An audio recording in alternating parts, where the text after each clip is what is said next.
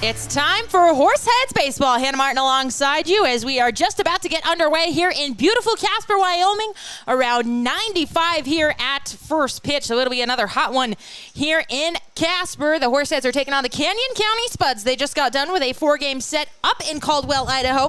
Unfortunately, didn't go the Horseheads' way. They were swept, but looking for better things here. They will play 5 games in 4 days, which includes a doubleheader tomorrow. But tonight, we'll tell you how they line up. For the Spuds, hitting cleanoff, it'll be the center fielder, Ronnie McBride. Batting second, the shortstop, Noah Denny. Batting third, the first baseman, Joey Grabanski. Batting cleanup, the DH, Zach Tollerman. Batting fifth, the second baseman, Cole Arnold. Batting sixth, the left fielder, Cam Grant.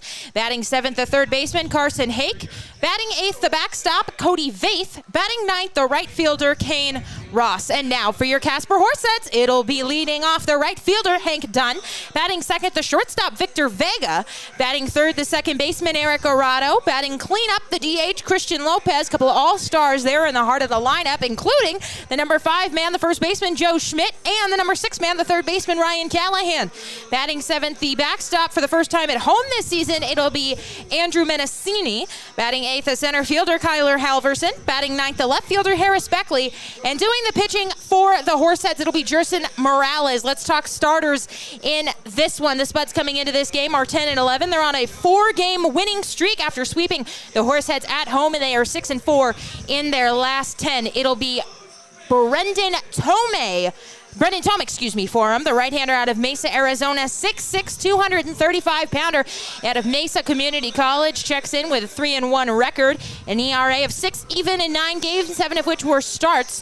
39 innings of work under his belt, 18 strikeouts, 29 walks, and 43 hits to his credit. For the Horseheads, it'll be Jerson Morales, the right-hander from the Dominican Republic, 5'10", 190-pound sophomore at Western Nebraska Community College, 3-4 on the season with a 6.36 ERA in 11 games, 8 of which were starts. 41 innings of work for him, 45 strikeouts, 24 walks, and 40 hits. We are just about to get underway as the Horseheads look to get back in the win column here against the Spuds. We will be playing 8 games in 7 days here at home. We were supposed to take on the Saber Dogs coming into this weekend, but it will be the Sioux Falls Sunfish instead, so that should be fun. We will welcome in the Sunfish for the first time this season. It is anthem time here at Mike Lansing, so we will stand for that. We'll send it to the break, but don't go anywhere. First pitch right around the corner.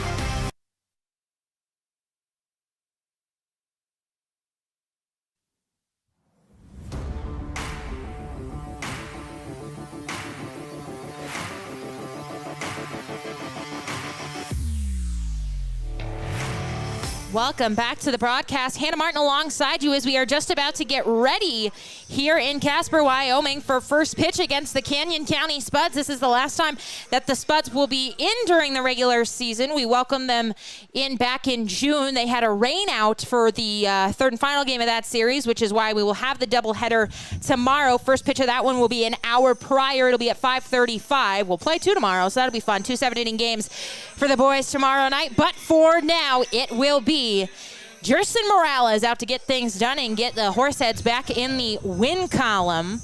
Looking to play a bit of stopper here for the boys. The right-hander out of the Dominican Republic, 5'10", 190-pound sophomore out of Western Nebraska Community College. 3-4 on the season with a 6.36 ERA in 11 games, 8 of which were starts. 41 innings of work under his belt so far this season, 45 strikeouts, 24 walks, and 40 hits for him. He has faced off against the Spuds on the season 3 other times prior. He's 1-2 in those 3 starts.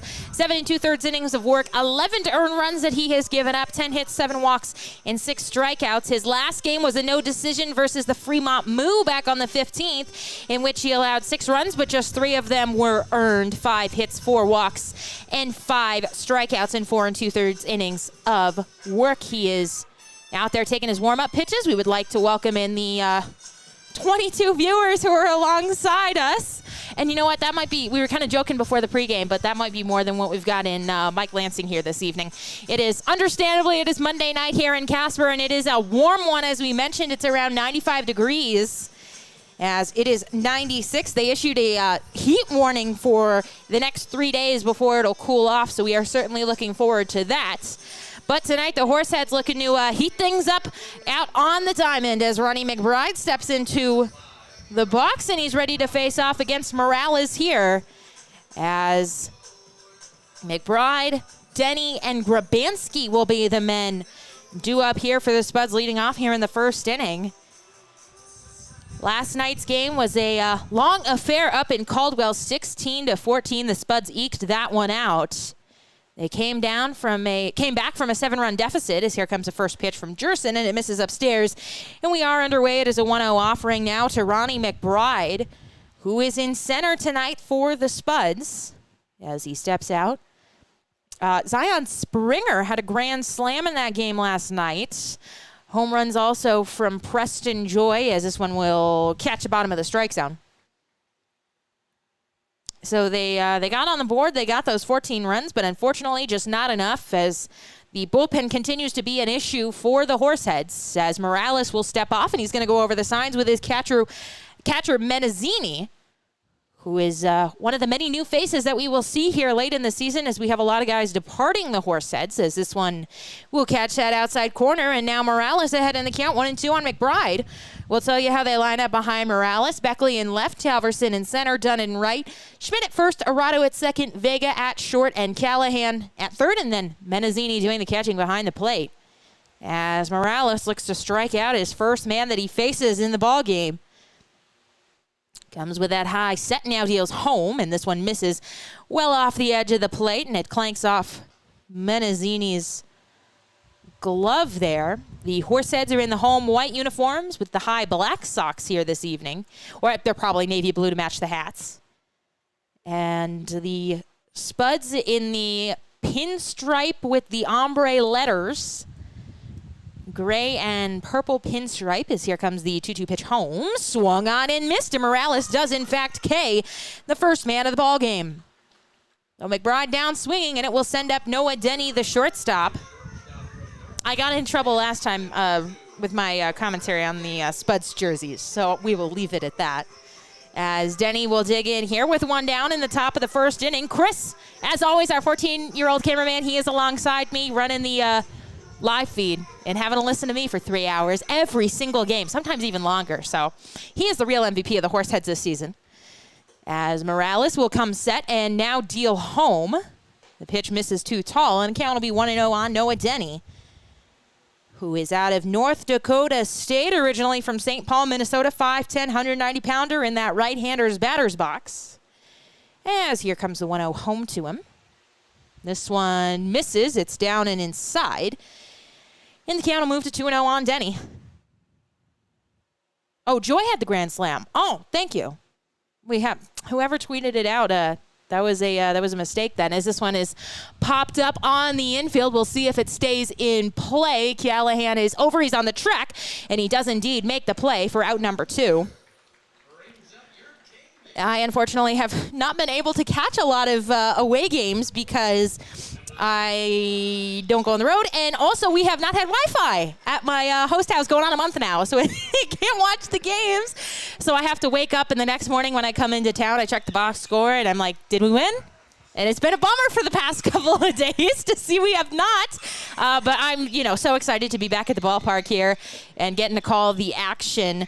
We will have the Spuds in for 5, and then the Sioux Falls Sunfish just announced today they will be visiting instead of the Source Valley Sabre Dogs. The Sabre Dogs will instead be taking on the Spearfish Sasquatch. So some late schedule changes here in the air as Joey Grabanski digs in, and that one misses. Must have been upstairs. The count will move to 1-0. We had some schedule changes as well. We were up playing the Spuds for those 4 games. We were supposed to be taking on Spearfish and Western Nebraska over the past couple of days, but some late schedule changes have moved things around for everybody in the league as this one misses up and outside, and the count will move to 2-0. Morales at 10 pitches here, 4 strikes, 6 balls. He's got 2 down here in the first inning. Nobody aboard, 2-0 the count on Joey Grabanski. As here comes a pitch. This one is swung on and lined out to left. We'll see if it stays fair. It does. It is up against the wall. Grabanski churning around first. He is heading into second with a 2-out double here in the first inning. He absolutely hammered that. He cleaned it out down the left field line. Bounced up against the fence. It is 352 down the left field line, 342 down the right field line, and then 390 out to dead center. And he got all of that pitch from Morales, and Zach Tollerman will dig in. We saw him last week during the All-Star game. He came in as a replacement late in the ball game at first base. He did have an error, but we won't mention it. It's all in the past. Yes, Tollerman will dig in here now with an RBI opportunity here early in the ball game. Top of the first inning, 2 down. Runner aboard at second as catcher Menacini will go out and chat with Morales. Seems like the battery not quite on the same page here early in this one. Menacini, a late replacement here in the season, as I mentioned it earlier in the broadcast, but we will see a lot of new faces here with just a couple weeks left to go in the season because of guys who are departing the team. Most of the starters, most of the guys that we have, had all season long on this team will be heading out within the next week or so. So we will certainly keep you updated on that. We signed 3 new guys today, I do believe, waiting on some paperwork to come in, but just about a done deal for those guys as well. So get ready to see some new faces here on the broadcast and in the lineup as here comes the first offering to Tollerman. Misses downstairs, gets away from Menacini briefly, but he recovers it. And it will be a 1-0 count here to Tollerman. Monday night here at the ballpark. It is Metal Monday. The grandstands have filled in front of us a bit here. We always have a great showing from host families here in the area, of course, and family members of the 3 Casper kids on the roster as well. As Morales comes set, looking to pitch around that 2-out double. Here comes the offering. This one must have missed down low, and the count will move to 2-0 now. Runner aboard at second, 2 down, top of the first inning for Zach Tollerman. Looking to come through here for the Spuds early after they scored 16 runs off of Horseheads pitching yesterday in a late inning rally. As here comes a pitch from Morales. This one misses down and outside. And it is now 3-0 the count to Tollerman. Morales has had some trouble with walks, but he's been excellent as of recently, especially at home. And a big part of that is his ability to cut down on the walks in order they can put him on. And it appears Zach Tollerman is heading down to first. So they will put him on. I didn't know in this league you could put up 4 fingers and send him down to first. But that is what we are going to do here for Zach Tollerman. So he heads down to first on the walk. And it will send up Cole Arnold batting now. We're going to do some 2-out damage with runners aboard at first and second. Arnold, a Chico State product out of Livermore, California. As Morales whirls around, does not fire, just bluffs the throw to second. As Morales will look in for the sign. The wind not blowing too much here in Casper today, but the weather can change on a dime. As this one will catch that inside corner for a strike. Our home plate umpire with some delayed strike calls here this evening. But that one does fall in there, and it'll be an 0-1 count to Cole Arnold. As Morales has thrown now 16 pitches, 6 for strikes and 10 for balls. So some command problems here early. As the pitch misses in the opposite batter's box, and the count will move to 1-1. Menacini replacing Andrew Haight, on the roster. And Dylan Fabricus has also been added as a catcher for the Horseheads, as we are expecting the departure of all 3 of the remaining catchers on the roster, as this one is fouled back. Joe Schmidt, Zion Springer, and Landon Boyd, I believe all 3 will be leaving us early. So some reinforcements coming in. Menacini from Solano Community College, which is where head coach Scott Stover is from. He is a professor and a coach there. As it is a 1-2 count, Morales looking to get out of this jam. He looks in for the sign, and he now comes set. Checks the runner back, deals home. This one is swung on and hit softly down the third baseline, but foul. And the count will hold at 1-2. Ray Kimura has also been added as an infielder on the list. As Victor Vega, also an infielder. We are seeing him this evening here at short, one of the new arrivals, also from Solano. And I think we are getting a couple of pitching reinforcements, some well-needed pitching reinforcements. As it is a 1-2 count here. Home from Morales. Here's the pitch. This one, strike 3 called on that outside corner. And Morales gets out of it. He strikes out 2 in the inning. We on to the home half of the first, still scoreless.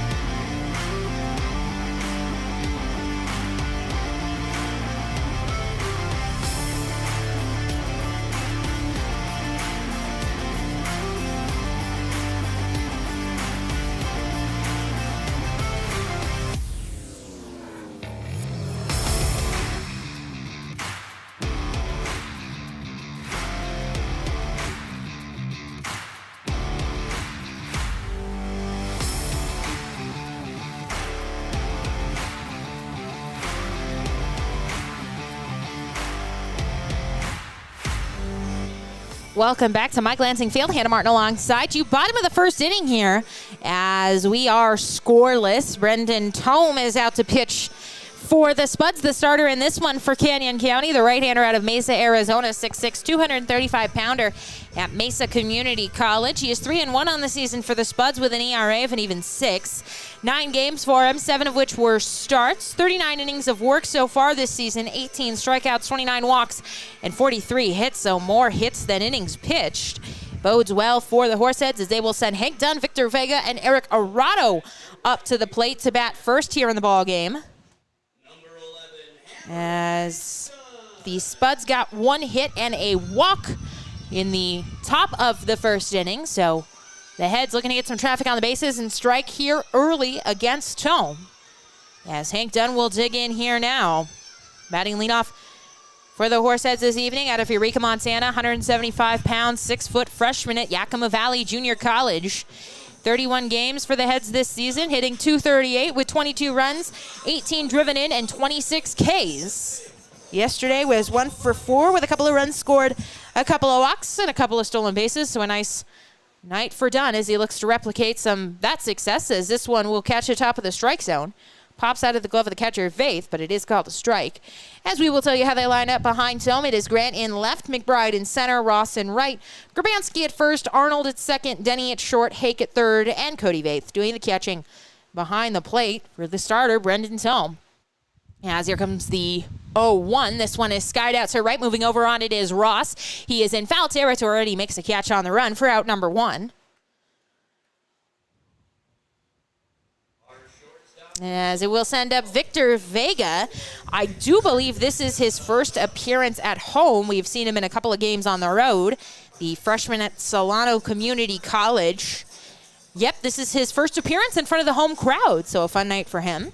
He has appeared in 4 games, the three of them against the Spuds this past weekend, and then one also against the Sodbusters. As here comes the pitch. This one will miss upstairs, and the count is 1-0 on Vega. He's got 3 hits in those 4 games so far this season, with 4 driven in, 2 walks, a strikeout, and that is good for a .273 average. As here comes 1-0 home, swung on and missed. As the count is 1-1. Vega out of American Canyon, California. 5'8", 155-pound freshman at Solano Community College. As here comes the 1-1 home to him. Misses in the opposite batter's box. And the count will move to 2-1 on Vega. 1 out here in the bottom of the first inning. Nobody on for Vega. Going to get the first hit of the ball game for the Horseheads. A lot of room up the middle if he puts something right back up the middle, as this one will miss. Down and outside, and now he is ahead in the count. 3-1, a good hitter's count here for Vega. As the Horseheads were swept over this weekend. The 4-game setup in Canyon County. This one misses well outside. And the Horseheads have their first base runner of the evening in the walk to Victor Vega, and it will send up the All-Star Eric Arado. All 4 of the position players who were selected to the All-Star game for the Horseheads are in the lineup, and they are in lineup in order. Arado, Lopez, Schmidt, and Callahan, the men do up. So a potent middle of the lineup tonight for Casper. Stover rolls him out that way. As Arado will jump into the box here with 1 out in the bottom of the first and a runner aboard at first. Arado in 34 games on the season for the Horseheads is hitting .295 with 27 runs, 13 driven in, 21 walks, and 21 strikeouts. Last game he was 1 for 5 with a walk and 2 Ks. As here comes the offering home. This one will catch the top of the zone, and it'll be a strike 0-1. There is a woman here in the front row with a Red Sox jersey on. I'm going to have to go do some investigating on whose jersey she's wearing. It's 18, which I believe was John Lester back in the day, but that's not his name on the back. And I can't see that far. As here comes the 1-0 offering home to Eric Arado. This one is shot fouled on the left field line. And the count will now move to 0-2. Christian Lopez, the man on deck. Eric Arado trying to get him to the plate with 2 men aboard. As Arado will step out, taps the bat against his cleats, and now he will jump back in. This is the first home game we have had in quite some time here at Mike Lansing Field, save for the All-Star Game Spectacular, of course. As here comes the 0-2 pitch home to Arado. This one is swung on and hit to the shortstop. Denny, chance for 2, and he boots it. This one will head out into center. It'll be an error on the shortstop, Noah Denny. As I was getting ready to ring that up as a 6-4-3 double play. Pretty much tailor-made. Oh, they'll give him a hit on it. All right. And so it'll be a hit for Eric Arado as they announce the batter, Christian Lopez. One of the men who will be leaving us tomorrow, so this is his final game here for the Horseheads. And they will miss him dearly here in Casper, hitting .377 in 41 games. The sophomore at Alabama State University is headed home tomorrow, so this is his last game. We'll see what he can do here. As he's batting with runners aboard at first and second and 1 down. This one misses upstairs, pops out of the glove of Vaith, but drops it right in front of him. And so it will be a 1-0 offering home to Christian Lopez, who is DHing tonight. Nothing doing for either team, but the Horseheads threatening runners aboard at first and second. The Spuds also had this scenario, but they left both runners in their half of the first. As here comes the 1-0. This one at the top of the zone, and the count will even up at 1-1. Vega at second. He took a walk. Arado singled on a hot shot to the shortstop, who couldn't handle it. Infield is in a bit here. As here comes the 1-1. This one down in the dirt. A nice stop by Vaith. He keeps it in front of him. And that stops the runners from advancing, so it'll be a 2-1 offering home to Lopez. We've got 5 games here against the Canyon County Spuds, which will be 9 games against the Spuds in a row. I don't make the schedule. But we are happy to have them here. Should be some good baseball over the next 4 days, as here comes the 2-1 home. Swung on, chopped up the middle. Tome grabs it, throws to second, out there, over to first. Is in time. They do turn the double play, kind of a delayed call, but the double play goes 1-4-3 as the threat is over for Casper. Here we head to the top of the second inning, still scoreless.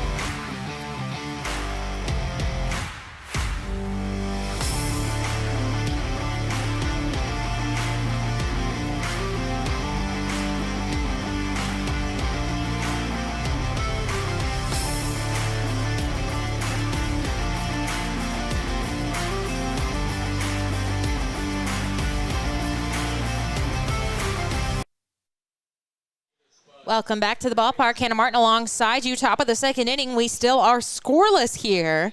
Both teams with 1 hit apiece. The Spuds have left 2 men. The Heads have left 1, as it will be the 6, 7, and 8 men due up here against Morales.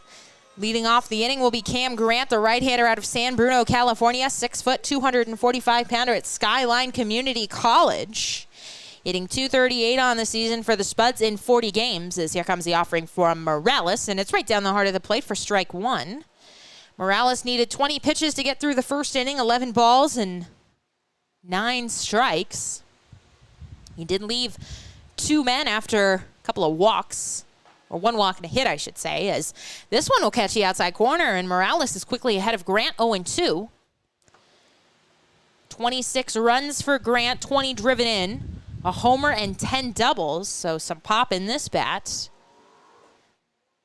As he digs in here now, and he will look at a ball. Count will move to 1-2. Grant, Hake, and Vaith due up for the Canyon County Spuds here this evening. We'd like to welcome in the Spuds fans as well, as here comes the 1-2 offering, swung on and missed, and Grant is down swinging for the first out of the inning. So 3 strikeouts now under the belt of Morales, as it will send up Carson Hake. This is only the second time all season we have not had a visiting broadcaster come into the booth. The first time was against the Wheat City Whiskey Jacks. They do not have a broadcaster. And not the Baby Shark, please. And then here today, there's no visiting broadcaster for the Spuds because their broadcaster, Santina Zito, is back home with the Spuds. This one misses upstairs for a ball, 1-0. Santina doing a great job for the Spuds. I have heard nothing but good things about her.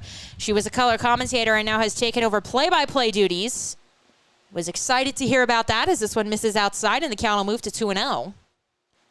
It is always great to see another woman up in the press box, and especially in this role, because there are not many female play-by-play announcers. So it is very exciting to be here in the EL, where there are now 2. So congratulations to Santina, and keep on rocking, girl. As this one will catch the top of the strike zone, and the count will move to 2-1. One down here in the top of the second inning. Nobody aboard for the number 7 man, Carson Hake. As Morales comes set and now deals the 2-1 home. And this one is a strike, so now the count will even up at 2-2 on Hake. He is out of Victoria, Minnesota, 6'2", 210. Hitting 171 on the season in 24 games. 9 RBIs, 18 walks, and 32 strikeouts, so he will certainly go fishing. Morales trying to do that to him right here. 2 balls, 2 strikes, trying to pick out his 4th strikeout of the ball game and the second out of the inning. He has the over-the-head delivery, as now the pitch misses just off the corner, and it will be a full count to Carson Hake. Cody Vaith, the man on the on-deck circle.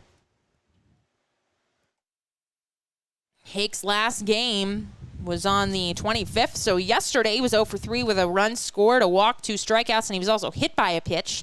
As here comes a payoff pitch to him. This one is lobbed softly to the second baseman, Arado, and he is there to make the sliding stop. An excellent grab there by Arado, just a soft liner that held up long enough for him. And he is able to make the diving stop towards the first base bag, and that will be out number 2 for the Spuds here in the inning, as it will send up Cody Vaith, the backstop tonight. He comes to the plate with 2 down here in the top of the second inning. Vaith out of Chico State from Pleasanton, California, 6'2", 210, as he fouls the first offering back to the screen. And the count will move to 0-1. 24 games for Vaith this season, 213 average. 15 runs, a double, 15 RBI. 14 walks and 32 strikeouts. So the Spuds certainly got some guys who will strike out, as this one is swung on and missed, and Vaith in danger of doing just that. As Morales looks to retire the 6, 7, and 8 men in order for the Horseheads here in the top of the second. As here comes the 0-2 offering home. That is strike 3 called right down the heart of the plate, and Jerson Morales does indeed do just that. They go 1, 2, 3 here in the inning. They strike out twice as we head to the home half of the second, still looking for a run in this ballgame.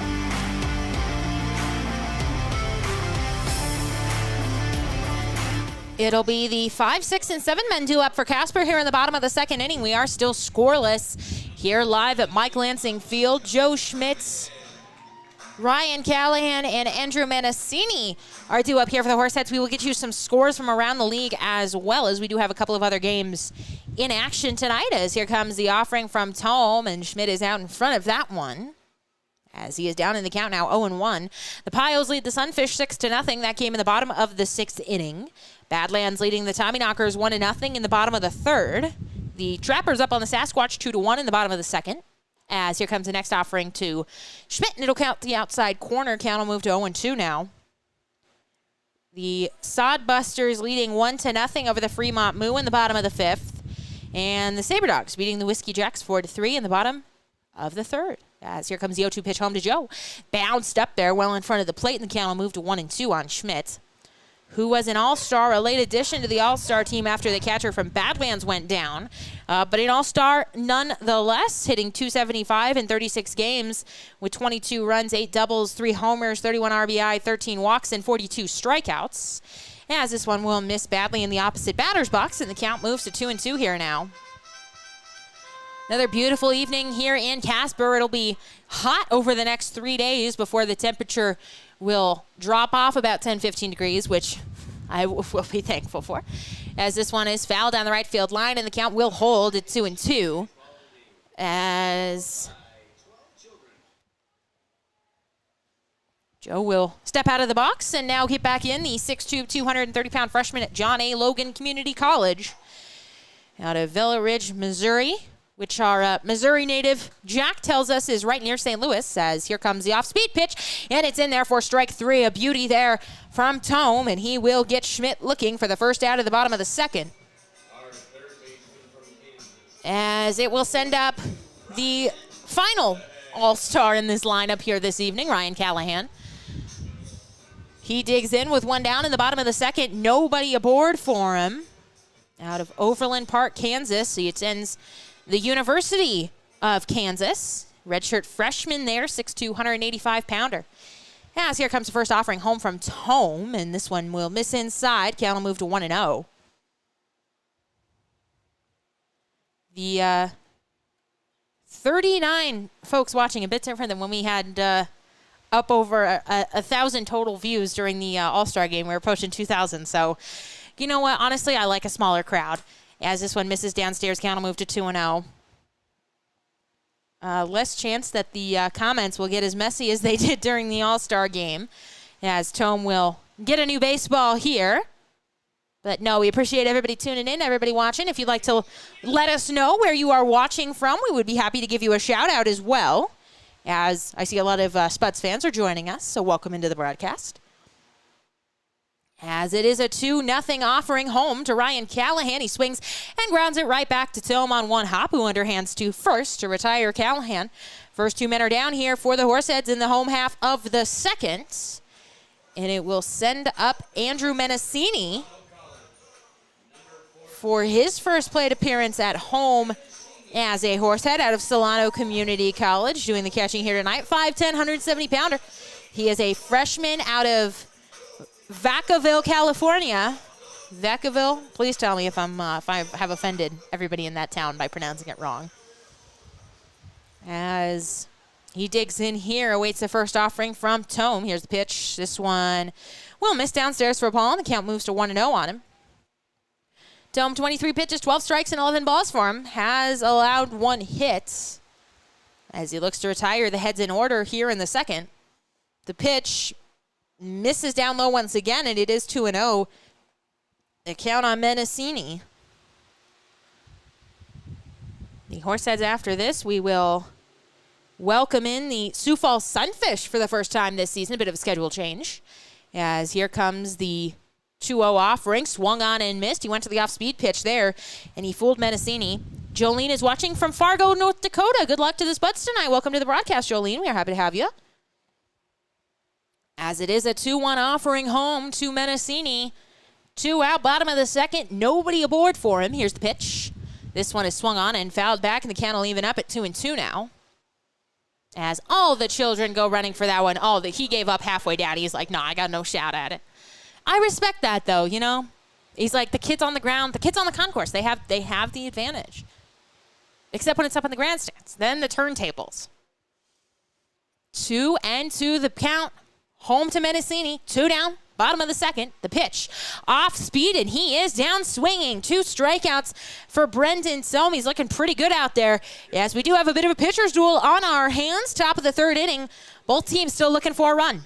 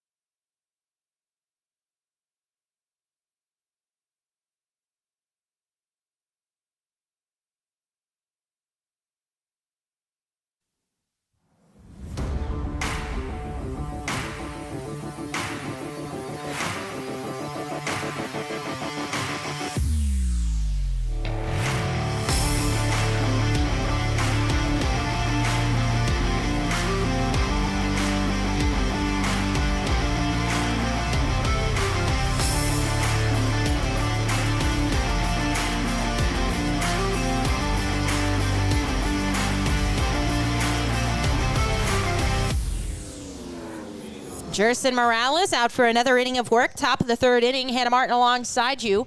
As we are scoreless, Morales will face off against the 9-1 and 2 men for the Spuds. It'll be Kane Ross, Ronnie McBride, and Noah Denny due up for the Spuds here in the third. As Morales is at 33 pitches, 18 strikes, and 15 balls. As he deals a strike home, and Ross will swing right through it. Ross out of Dana Point, California, a right-hander, 6'3", 190 pounds. Attends Cuesta College. As here comes the 0-1 home to him. This one is shot foul down the right field line. And so the count will move to 0-2. Oh, the owner of the Casper Horseheads, Chuck Heeman, is here. We were wondering where Chris's sisters were this evening. So perhaps they are with Grandma. I was worried. We got to get the besties at the ballpark. We got to get them back on the broadcast, of course. As here comes the 0-2 offering home to Ross, and this one is shot foul and out of play. As there go all the kids. Just one child, I guess. No, now we got 2 more going. They already lost the race. It's done. That kid had such a head start. You got to know when it's over. As Brandon Herder is out to, he's grabbing a rogue baseball there. As here comes the 0-2 offering. This one is swung on and belted out to left. Going back on it is Beckley. This one is off the base of the wall. As heading into second is Ross. He will stop there. And it is a leadoff double with it's on the 0-2 count as well for Kane Ross.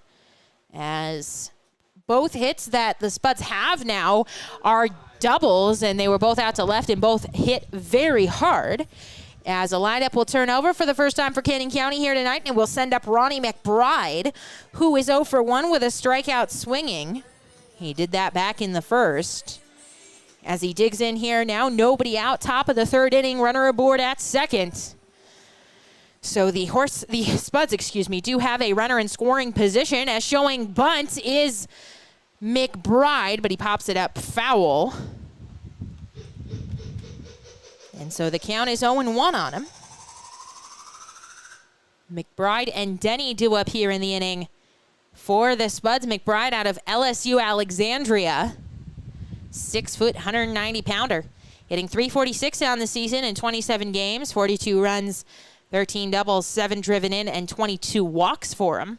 He also has, this one is fouled back, it says he has 33 stolen bases. I have a feeling that's a typo. I don't know. Well, you look at the box score. Hold on. I don't think that all adds up to 33. I think we got a typo somewhere. But if he indeed does have 33 stolen bases on the season, I will take back, as that is quite the accomplishment. As here comes the 0-2 pitch. It will not be made as Morales whirls around. 2 hits in the ball game for the Spuds, 1 for the Horseheads. Both teams without an error, and both teams still looking for a run in this one. As here comes the 0-2. This one misses well inside. McBride having to move the arms out of the way. And the count is now 1-2. We will give you the standings from around the league here in just one moment, as the Knockers have tied things up with Big Sticks in the 4th. The SaberDogs leading the division 13-8. The Big Sticks 1 game behind him at 12-9. The Knockers also 1 game behind him at 12-9. Both of those teams fighting for a playoff spot in the Lewis division. As here comes the 1-2 home to McBride. Misses well outside. Runner takes off. The throw will not be made. So it will be a stolen base for Kane Ross as he gets down to third. And the pitch will be a ball, so it'll even up the count at 2-2. The Spuds, though, they are still in the hunt, especially after sweeping us over the weekend. They are at 10-11, but just 3 games out of that first place spot. The Whiskey Jacks 6 games behind at 7-14, and then your Casper Horseheads 6.5 games back at 6-14. As here comes the pitch. This one is lined up the middle, and this one will get down for a base hit. Scoring is Ross, as McBride will take a big turn around first and now dive back in, but he has knocked in the first run of the ball game as the Spuds lead at 1-0 now after the RBI single. As Noah Denny will come to the plate now. 0 for 1 with a fly on the ball game. Looking at the Clark division, the Fremont Moo are leading things 16-5. Behind them, 3 games out, are the Sunfish and the Sasquatch, both at 13-8. The Pios 9-10, 6 games back. 8.5 games back are the Sodbusters at 8-14, and then 10 games off the pace at 6-15 are the Pier Trappers, as the throw goes over to first to check on McBride. Those are your standing updates from around the league, brought to you by Hannah Martin, because we don't have a sponsor for it. As the runner takes off, throw goes down. It is not in time, and in there standing is McBride. Chris hated that one. What upset you about that play? He's just giving me big eyes. There's no commentary from Chris. That's all right. Chris told me he's going to get on the final broadcast against the Pios. The final broadcast I will be doing for the Horseheads. He's going to get on, and we're going to ask him some questions about the time he accidentally ran over his grandma with a scooter, which will be so fun. This one lined right back into the glove of Morales. As down on the line out is Denny. That ball is one of those that kind of catches him. But regardless, it is an out. And a big one. It is the first out of the inning. As it will send up Joey Grabanski, who will come to the plate with a runner aboard at second. As they are playing the dolphin noise here for him. They have decided that he will be he's the Dolphin Man, as they call him. I could not tell you why, but he is the Dolphin Man. They pick one for every series, as this one misses downstairs for a ball, and the count will move to 1-0. Grabanski 1 for 1 in the ball game with a double so far in the game, as he is out of Grand Forks, North Dakota, Concordia Products. They announced earlier I guess it was last week, because today is Monday, but they are putting a team permanently in Grand Forks, as this one pitch will not be made as Morales spins around to check on McBride. No throw, just a check. The Wheat City Whiskey Jacks have, of course, been playing in Grand Forks this season because of the COVID rules in Canada. They are unable to go back and forth across the border as this one misses downstairs, and the count now 2-0 on Grabansky, so pitching him carefully. But they decided they like Grand Forks so much they are going to put a team there, so they have asked for help naming the new ball club. So if you are interested in that, you can check out the Whiskey Jacks Twitter page is where I saw it. As Morales takes a deep breath and now deals a 2-0 home. This one right down the heart of the plate, and the count will move to 2-1. Grabansky, 6 foot, 250-pounder in that right-handed batter's box, hitting .297 on the season in 39 games, 34 runs, 10 doubles, 7 homers, 42 RBIs, 26 walks, and 36 strikeouts for him. As the pitch misses in the opposite batter's box, and the count is now 3-1, so Grabansky ahead in the count here. 1-0, the Spuds leading as they have 1 run in so far here in the top of the 3rd inning. 3 hits, no errors, 2 men left on them. The Horseheads, no runs, 1 hit, no error, and 1 man left on. As here comes the 3-1 from Morales. Misses upstairs, and Grabansky is aboard with the walk. And now it will send up Zach Tollerman, who was kind enough to be in our TikTok earlier today. It's kind of I don't know if you would call it a running joke or what you would call it, but I run the TikTok page for the Horseheads, and we don't get near as many views as the Spuds do, and it has been irking me all season, and so I made a TikTok joking about how we never get as many views as the Spuds. So today the TikTok was me being very sad that we had no views, and I was like, how do we get more views than the Spuds? And then it was like, steal the Spuds players. And so we had the guys. They were very generous with their time. They came out, they gave us a wave, so Zach Tollerman was one of those players. As here comes a pitch from Morales. This one misses up and in, and the count will move to 1-0 on him. Batting with McBride at second and Grabansky at first. Tollerman took a walk in his first plate appearance. As he digs in here now, 1 run already in for the Spuds. Looking to increase their lead. Morales looking to shut it down. As that one will catch bottom of the zone, and the count will move to 1-1. The Spuds have turned a double play on the Horseheads, and Casper would certainly love to return the favor here. As Morales checks the runner back at second and now comes home with pitch. This one misses upstairs. And now the count 2-1. Morales at 51 pitches through 2 1/3. 28 strikes, 23 balls for him. As he comes set now. Here comes the 2-1 offering. This one misses inside. That was a strike earlier in the ballgame, Blue. But it will be a 3-1 count. As Morales looking to avoid walking back-to-back men here in the inning. 1-0, Spuds leading. As a 3-1 pitch is chopped foul down the third base line.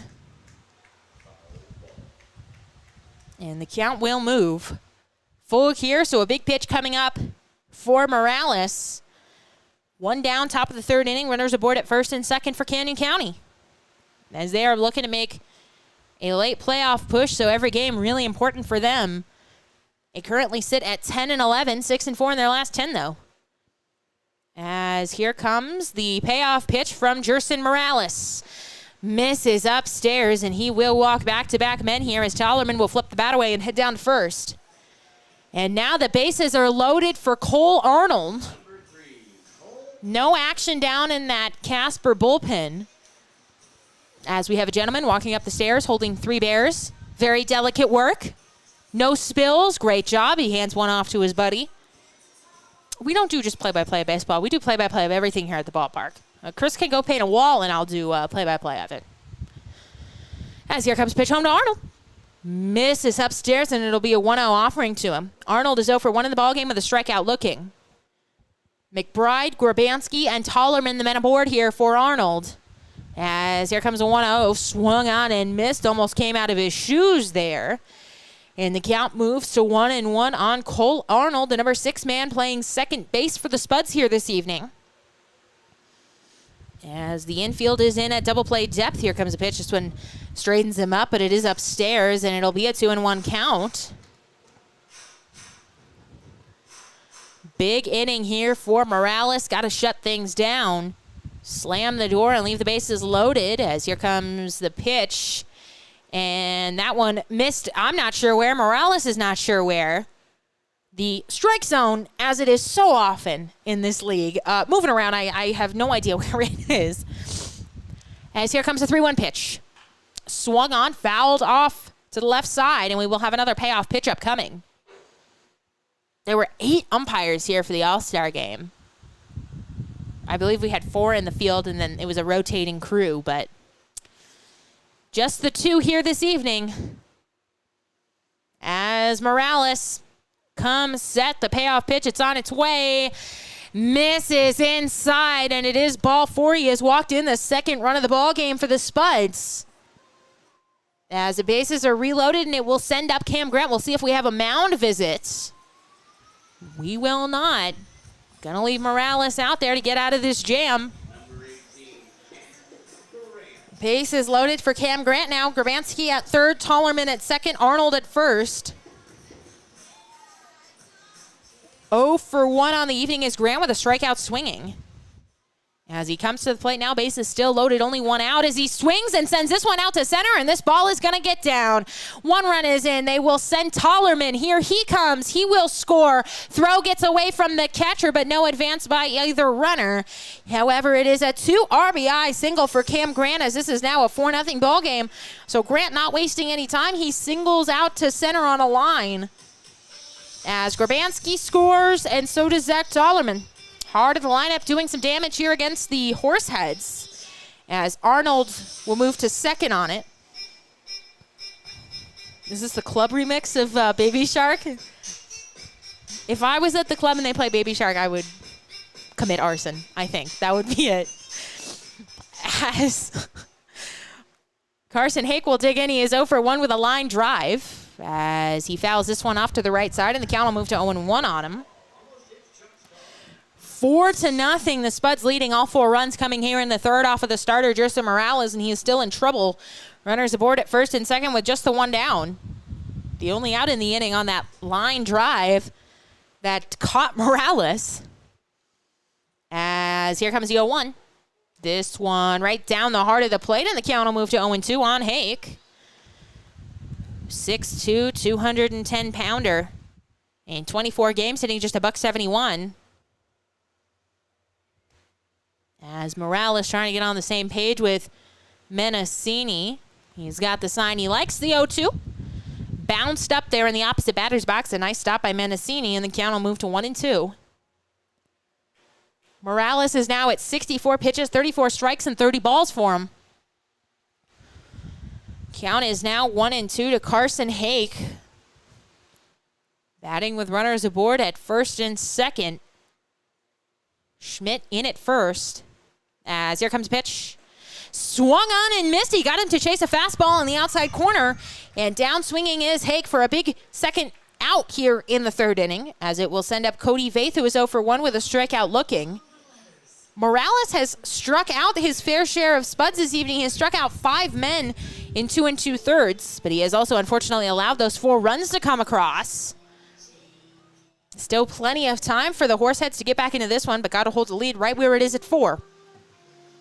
As Morales looks to strand a couple of Spuds on the bases, as here comes the pitch, swung on and missed. Long swing there by Vaith, and he is down in the count 0-1. Tomorrow night we will have a doubleheader for you. It'll be a makeup game for the rain out that we had back in June when the Spuds were in town. As here comes the 0-1 offering. This one misses up and out, and the count will be 1-1. The Spuds in that series took 2 out of the 2 games that were played. Not an official sweep, because the game will be made up tomorrow. As here comes the 1-1 pitch home to Vaith. This one misses. It's bounced up there, and the count now moves to 2-1. It's always funny to me because we've had 2 rainouts this season. We had one against the Spuds. We didn't even start that one. And then we had one against the Big Sticks, which we did start, and then we had to stop. When it is raining here in Casper, it rains for like 20 minutes, but it's a monsoon. Like you cannot, and the field gets soaked. You cannot play. As here comes a 2-1. He elevated with the fastball, and he got Vaith to go hacking. And the count is now 2-2 as Morales looks to get out of the frame. But yeah, we get a lot of people being, oh, it stopped raining. Like, let's go play. You simply cannot. It's a pool out there. We are swimming. We are swimming, folks. We are swimming around the bases. As here comes the 2-2 from Morales, looking to strike out his 6th Spud. Check swing, and they ring him up at the plate on the delayed call. Back-to-back strikeouts for Jerson Morales, but damage done by Canyon County. 4 runs here in the top of the 3rd. The Horseheads will look to respond. They trail 4-0, heading the home half of the 3rd.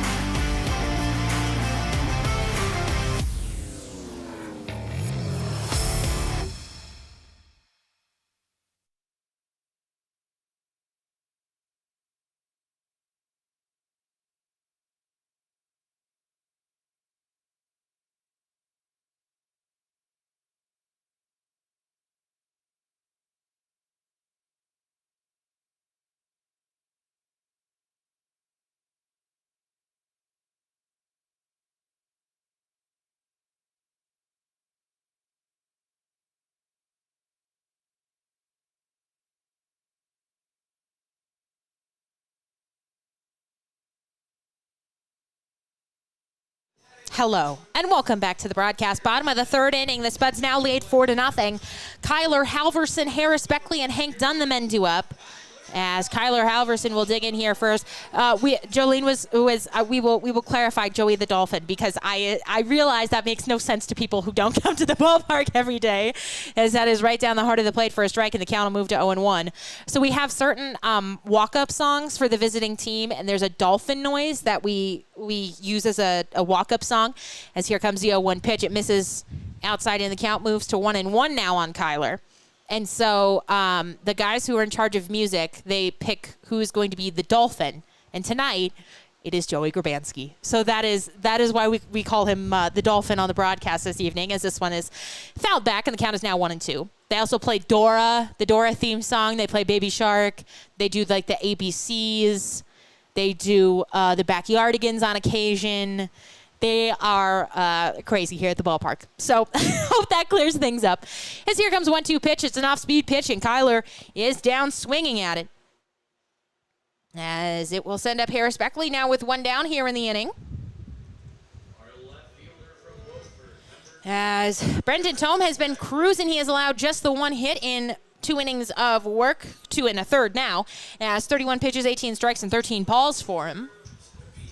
Facing the 8, 9, and 1 men here for Casper in the inning, as the Spuds getting 4 runs in the top half of the frame. Beckley, the left fielder out of Atlanta, Georgia, as this one is fouled off of his hands and down the left field line. We'll give you some score updates from around the league, because why not? Pio still leading the Sunfish 6-0 in the bottom of the 8th. The Big Sticks have moved ahead of the Knockers once again, 4-1 in the bottom of the 4th. As here comes the 0-1 offering home from Tome. This one misses up and out, and the count will move to 1-1. Trappers leading the Sasquatch 4-3 in the bottom of the 3rd. The Sodbusters and the Moo playing once again, because Death Taxes and the Moo playing the Sodbusters, truly. Sodbusters lead 1-0 in the top of the 7th, as here comes 1-1. This one misses the catcher. I think it slipped out of the hand of Tome there, and it'll be a 2-1 offering. The Saber Dogs lead the Whiskey Jacks 6-5 now, that game in the top of the 5th. And those are your score updates presented by Hannah Martin. We gotta get a sponsor for these. You listen to, like the pro games, and it's like, here's the 5-hour energy scoreboard update. As this one will miss up and away from Harris, and the count is now 3-1.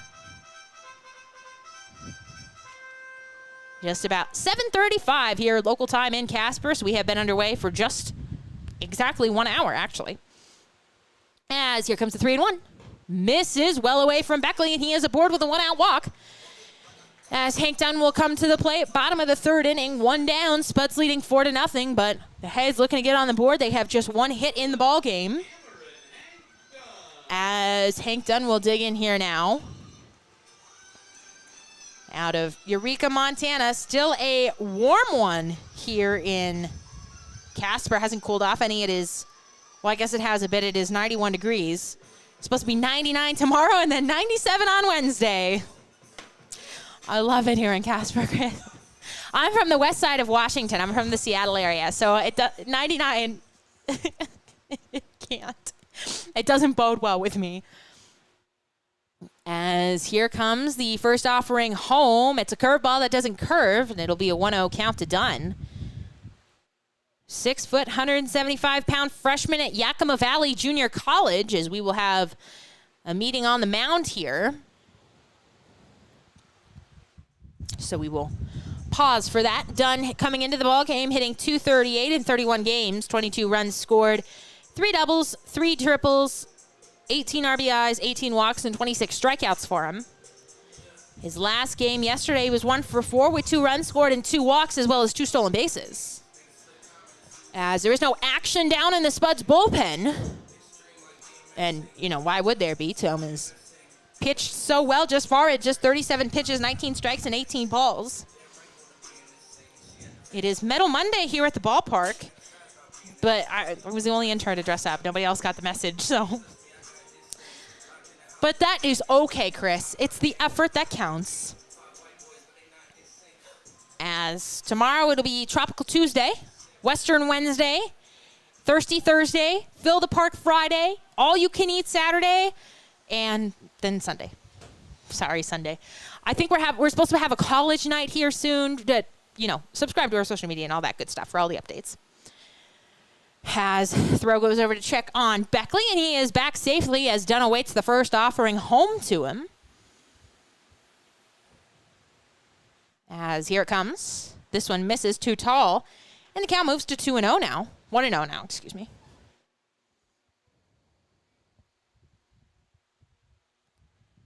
If you are anywhere near Casper, this is the, it was 2-0. If you are anywhere near Casper, now is the time, to come out to the ballpark. This is the last big homestand that we will have here this season. As here comes the pitch, and it has Dunn flinching out of the way, and he is heading in the count now, 3-0. We play the 8 here at home this week, and then we will be in Butte for 3, I believe, and then we'll be back home to take on the Pios one final time.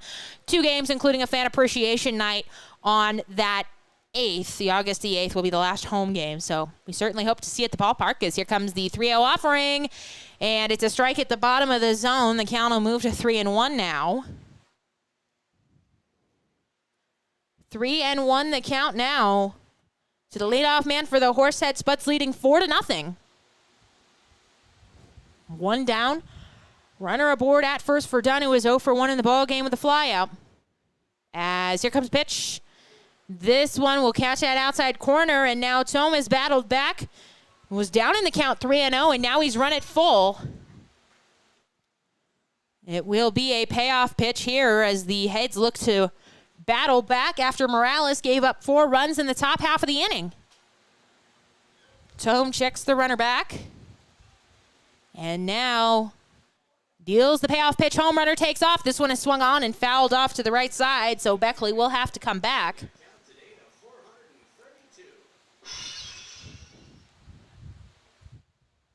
It's a nice-ish crowd, for Monday night. We'll give it to them. It is a Monday night. People have stuff going on. But hopefully we will be able to see you at the ballpark if you are in the Casper area for these last 10 games. 8, 9, 10. Yep. Last 10 games of the season, and man, has it flown by. As Dunn will step out, he calls time.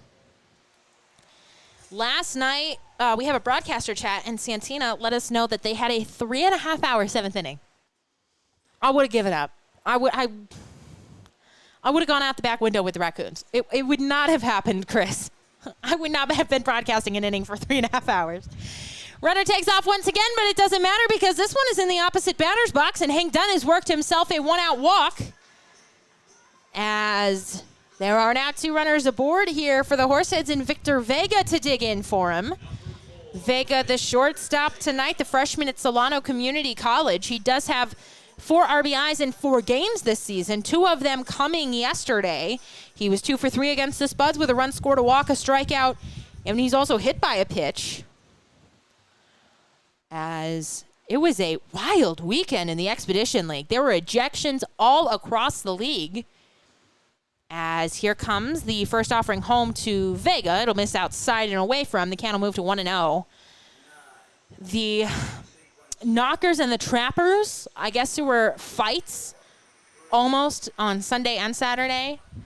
The Knockers were getting a little chippy, which I have heard they are a little chippy. I'm not close enough to ever hear the stuff they're saying in the dugout. As this one is sent to the first baseman, Grabansky, he bobbles it, but now will step on the bag. That bobble might have cost him a chance for 2. Would have been a tough play to turn. However, they do retire Vega at first. And so it will be second and third now for Eric Arado. As there are 2 down here in the bottom of the 3rd inning. Base hit with Dunn on second would score 2 and cut the Spuds lead in half. And then it was the Moo and the Sunfish, I want to say. It was chippy there, too. There were ejections of both coaches. A couple of player ejections as well. So we'll see what we see here in this series. Runners aboard now at second and third for Arado, who is 1 for 1 with a single in the ballgame. He has the only hit so far for the Heads, as this one will catch the top of the zone for a strike, and the count will move to 0-1. Bottom of the 3rd, 2 down for Casper. But they are threatening with runners aboard at second and third, and their all-star Eric Arado at the plate with an RBI chance. As here comes the 0-1. This one misses downstairs. It's a nice block by Vaith, and the count will move to 1-1. 4-0 Spuds leading. They have, big board says 4 hits. The big board says 5 hits. I've got 4 hits. No errors, 4 men left on. Casper, 1 hit, and 1 man left on with no errors. As Christian Lopez is the man on deck, he grounded into a double play in his first plate appearance. As here comes 1-1 to Arado. This one is shot fouled on the left field line. And now Arado will have to battle. He is down in the count 1-2. We had him mic'd up about a week ago. Michelle, one of our marketing interns, has done a fabulous job with that. She's taken on the Mic'd On project, so she is out there asking all the players if they would like to be mic'd up. You know, asking is telling them that they will be mic'd up for the ball game. But she goes through, she records them because you got to have the audio with the video. But she's done a great job with that, so you can check out Eric Arado's mic'd up session on our YouTube channel. As here comes the 1-2 pitch home to him. This one is swung on and fisted up the middle, but right into the glove of the shortstop, Denny. So the Horseheads do squander the chance here. They leave 2. We head to the top of the 4th inning. Spuds leading 4-0.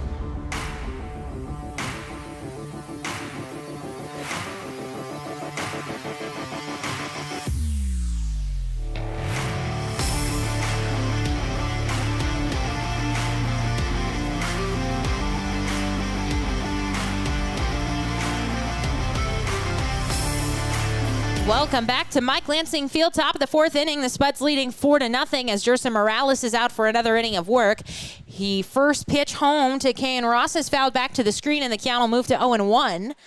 Ross, McBride, and Denny due up for the Spuds, so they batted around last inning when they got 4 runs off of the starter Morales, so he is looking for a bounce-back inning here as Ross chops this one up the middle. Ranging over is Vega, and he throws over to Schmidt at first to complete the out.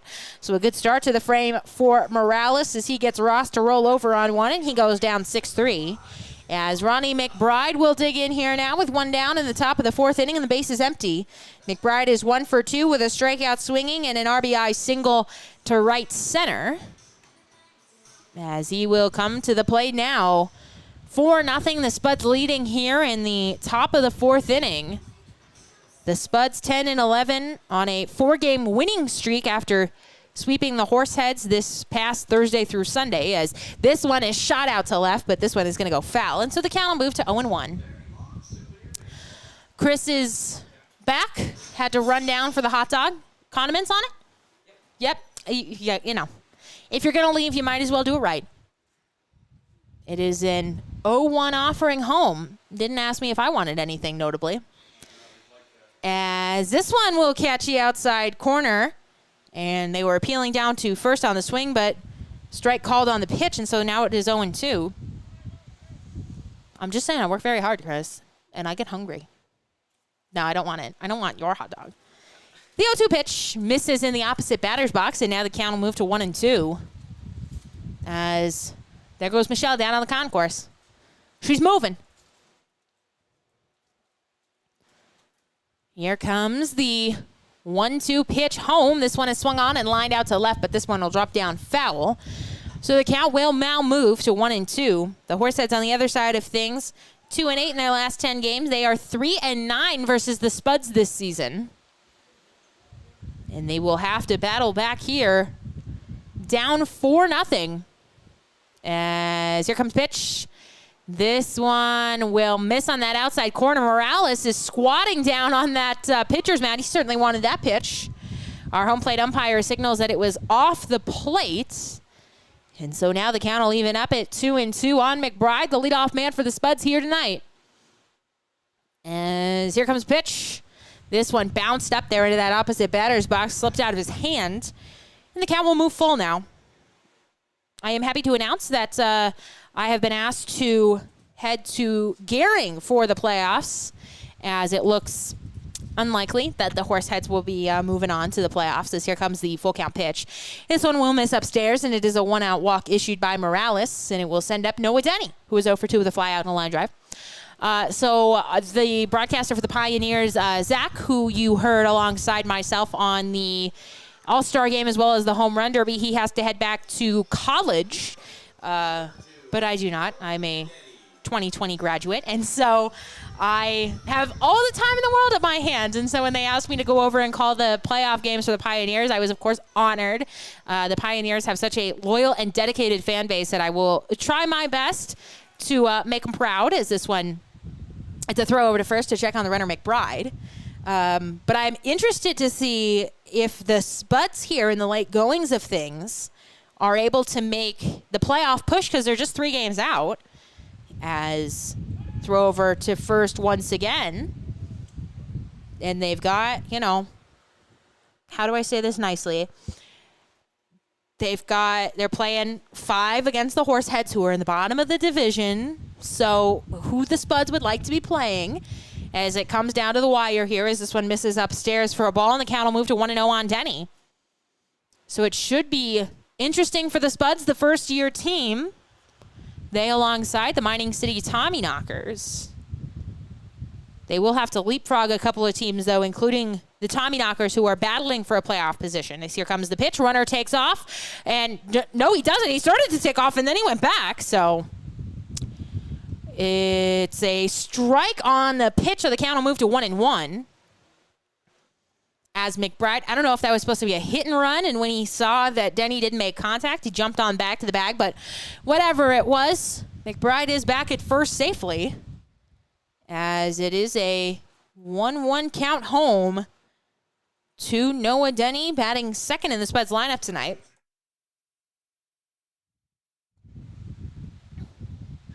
As here comes pitch.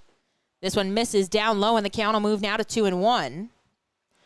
One down here in the top of the fourth inning, 4-0, the Spuds leading. Zach, the announcer for the Pios, just got a real-life broadcasting job at a college, so we want to congratulate him. I forget where it is, but it looks very fun, so we do want to send him a big congratulations. This is when misses down in that opposite batter's box, and now the count is 3-1. And Morales is in danger of walking his sixth man tonight. He does have 6 strikeouts, but 6 walks to go along, or 5 walks to go along with it. As this one is lined out to left center, it is just by the glove of Victor Vega. And so now there will be 2 men aboard here with 1 down in the fourth. As McBride goes to second, Denny is at first, and it will send up Joey Grabanski, who is 1 for 1 with a double and a walk so far in the ball game. No dolphin noise for him this time. They're playing an actual song. He is also the strikeout man here this evening. There it is. There it is. Oh, my gosh. Runners aboard at first and second for Grabanski here with 1 down in the top of the fourth inning. It is a 4-0 ball game here in Casper. Just about 8 p.m. local time. As Morales checks the runner back at second now, deals home. This one is foul. I think it'll just go by us. And it indeed will. Maybe the Raccoons will get that one. As the count will move to 0-1 on Grabanski. As he is 6'5", 200. Oh, no, that's Tollerman. They got so many tall guys on this roster. I'm like, oh, my gosh, everyone is over 6 foot pretty much. As here comes the pitch, runners take off, but they will have to head back. And as the pitch is fouled off the plate, I think it got a piece of the catcher, Menacini. It hit off of his forearm there, so they will give him a moment. Why am I shaking out my forearm like I got hit? I'm losing my mind, please. It's too hot here. Grabanski, 6 foot, 250 pounds, out of Grand Forks, North Dakota. That sounds better. 39 games, he is hitting .297. Yesterday, he went 2 for 3 with a double, a run scored, 2 RBIs, and 2 walks. So he did damage last night and is looking to do more here this evening with runners aboard at first and second. 0-2 the count on him, so he will have to battle. Morales looking to pick up his 7th strikeout of the evening. As here comes the 0-2. Swung on and missed. He does indeed strike out Grabanski, and that'll get half-price beer to every 21-year-old and up in the ballpark. I said that so right. As all the dads go, where's this kid going? He knows he's not eligible, please. Okay, there we go. All right, I was like, please, there's no foul ball. This one is not for you, bestie. But, of course, all the dads are heading to the beer cart now, as we so often see when the K-man strikes out, as Grabanski does here, down swinging. And it will send up Zach Tollerman, the DH, who has walked twice so far in the ball game. So he has now recorded an official plate appearance. Morales looking to get out of the jam without allowing any damage. 4-0, Spuds leading. As Morales spins, he checks on the runner at second, but no throw. 2 down here in the top of the fourth inning. McBride at second, Denny at first. Morales trying to take care of Tollerman and keep the lead right where it is. As here comes pitch home. This one, it's right down the heart of the plate. Excellent pitch there from Morales. As it is now 0-1 the count to Tollerman. 6'5", 210-pounder out of Cuesta College, originally from Berkeley, California.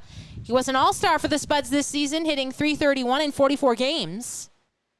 As Morales gets ready to deal the 0-1 home. And that's balk.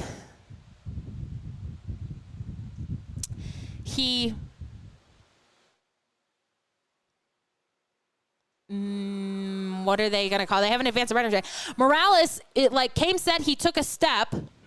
No balk. Third base coach is looking for an explanation on that one. I don't know. He must have not, because he took a step, but I don't know if he went into the windup. I don't know. Box confused me. The third base coach here is still looking for an explanation. As Morales, the runner at second, McBride, was dancing around back there and giving them all kinds of problems. And I was wondering if he was going to step off. It kind of looked like he was halfway in between stepping off and throwing home. What is this? This is an old song. This is like Radio Disney days. How did they pick this song? On Metal Monday? Radio Disney throwbacks is what we're playing at the ballpark? Okay. No. Zendaya, yes, you're right. Great job, Chris. Chris, king of Disney. As here comes the pitch home. It's up by the head of Tollerman, and he's crouching down, all 6'5" of him. As the count now moves to 1-1. 2 down, top of the 4th inning. This game not moving along at any sort of upbeat pace, that's for sure. We are about an hour and a half into things here and just into the top of the 4th. 4-0 Spuds leading. As this one is chopped to the third baseman, Callahan. He steps on the bag to retire this side. It was a foot race there. And Callahan, he beats McBride. So the Spuds will leave 2 in the inning. We head to the home half of the 4th. Spuds still leading 4-0.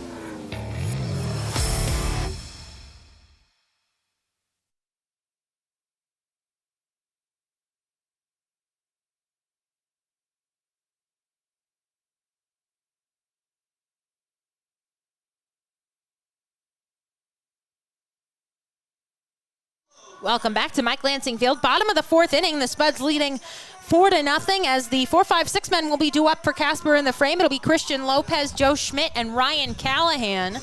The 3 All-Stars, 3 of the 4 All-Stars. We saw Eric Arado in the last frame. As Lopez will dig in here, the leadoff man, as the Horseheads have just 1 hit so far against the starter. Brendan Tomu is out for another inning of work, and he will take a ball. 1-0 now the count. Tomu at 50 pitches now, 26 strikes and 24 balls. As here comes the next offering home to CeeLo. He sends this one to the first baseman on a couple of hops, Grabanski gloves, and steps on the bag for out number 1. Really not much doing for the Horseheads in the hit columns. They have taken a couple of walks. They've had some traffic on the bases tonight, but they have just been unable to come up with that big hit with runners in scoring position thus far, but still plenty of time left in this one. As Joe Schmidt will dig in with 1 out here in the bottom of the 4th inning. Bases are empty for him. Schmidt is 0 for 1 so far in the ball game. How about some score updates, Chris? Pios beat the Sunfish 6-0. That game has gone final in 2 hours and 11 minutes. As here comes the pitch. This one misses inside, gets away from the catcher, Vase, so he'll go and grab it. Badlands still leading the Knockers 4-1 in the bottom of the 5th. Trappers still leading the Sasquatch in the top of the 6th, 4-3. The Moo have tied the Sodbusters at 1 apiece in the top of the 8th, and the Whiskey Jacks have gone up on the Saber Dogs 9-6 in the bottom of the 5th, as this one is lined to right, but right into the glove of the Dolphin, Joey Grabanski. And so there are 2 quick outs here for the Horseheads, as Ryan Callahan will dig in here. They have had really no luck, as I mentioned, against Tommy tonight. I want to say Tommy because of Jim Thome. That's why I want to keep saying Jim Thome, who played for Cleveland for so many years. As here comes pitch. This one will catch that outside corner. It'll be a strike on Callahan. Callahan is 0 for 1 with a ground out so far in the ball game. He's batting with 2 down, and the base is empty here as he swings and skies this one out to right, but not deep. Moving in on it is Ross, and he is there to make a catch with a little skip in his step there. As the Horseheads are down in order 1, 2, 3, we head to the top of the 5th. So Spuds leading 4-0.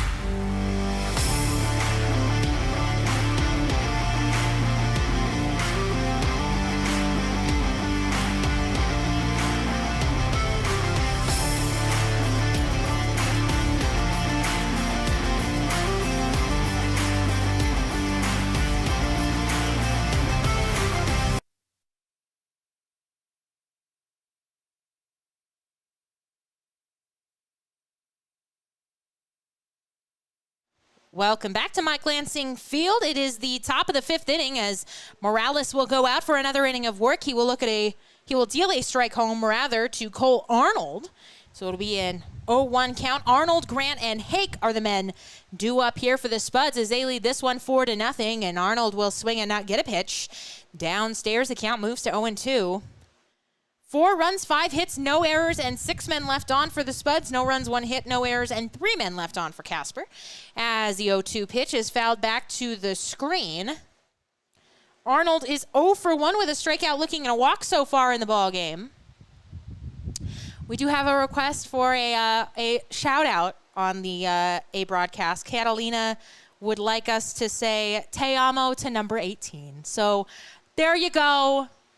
We mentioned CeeLo, his girlfriend was here during the All-Star game, so that is her. So we would love to give him that shout out. She said, please make sure, and we did it over the PA as well, make him blush. So as here comes the 1-2 pitch home to Cole Arnold, as that is strike 3 right down the heart of the plate, and Morales does indeed pick up that 7th strikeout as Arnold is down looking.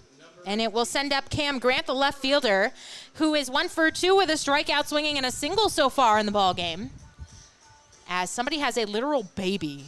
That is a baby. Like, that is a fresh 2-week-old child at the ballpark. Sorry. That's me, though. That's me as a mom. Like, I have to go to the game. What am I supposed to do? God. Sorry. This one misses in the opposite batter's box, and it is a 1-0 count home to Grant. I will tell you, this is a devastating story. This will haunt you, as it has haunted me since the game that it happened, as this one misses up and out for a ball. Count is 2-0.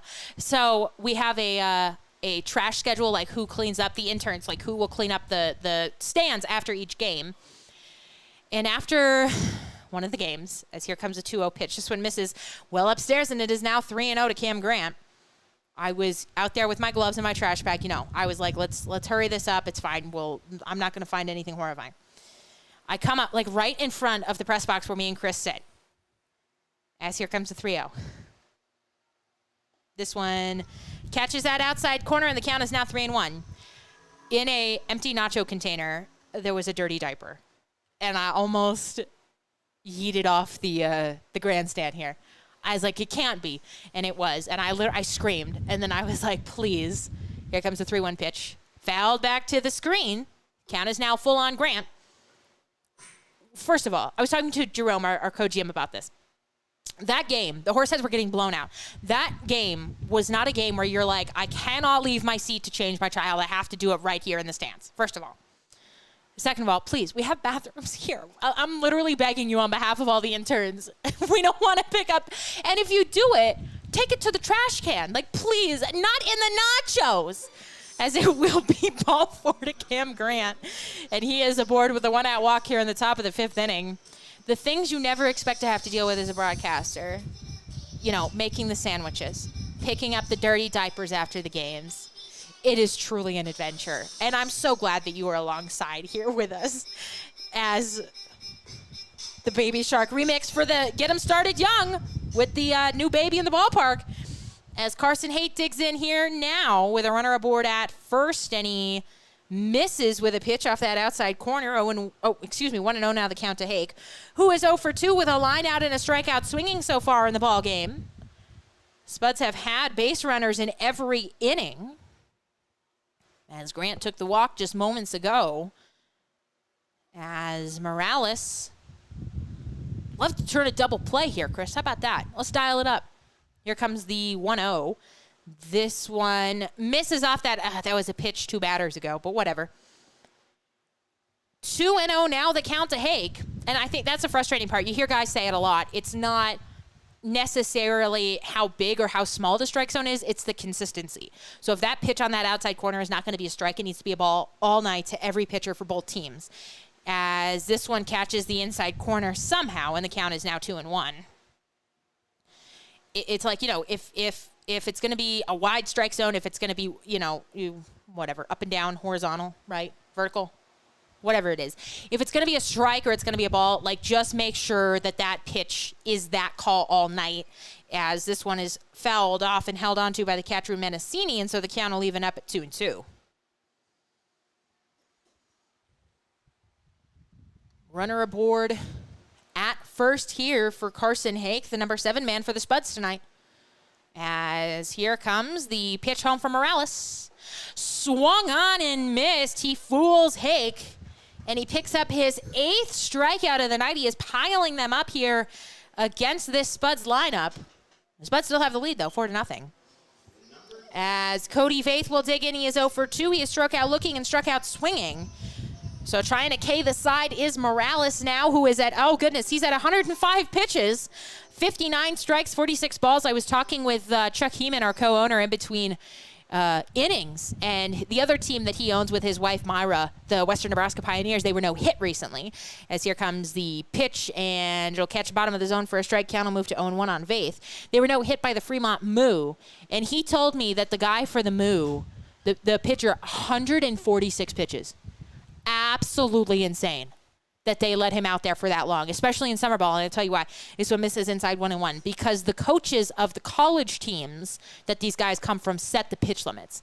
And I guarantee you that wherever that kid was from, that college coach did not say leave him out there for 146 pitches. So I would not want to be on that phone call with the Moo coach and the college coach, as this one is swung on and missed, and now it is a 1-2 count. I saw that, but I thought it was a situation like we had here with Jacob Small, who was just like cruising, 98 pitches, complete game, like no problem at all, leave him out there sort of a thing. But oh my gosh, 146 pitches. Whew. Those are softball numbers. As it is a 1-2 count. Here comes pitch. Misses well outside. It gets by the catcher, Menacini. And the runner, Grant, will go down to second on the wild pitch. So this certainly Morales' last inning, probably his last batter. There's got to be somebody warming. The tree must just be blocking it at 108 pitches. As Morales comes set, trying to get through the 5th here, 2 down. He's 1 strike away from doing it. Deuces are wild up on the scoreboard. 2 balls, 2 strikes, 2 outs. As he checks the runner back at second, out he goes home. This one is swung on and missed. Morales does indeed strike out the side. He will strand a runner as we head to the home half of the fifth. The Horseheads looking to get on the board. They trail 4-0.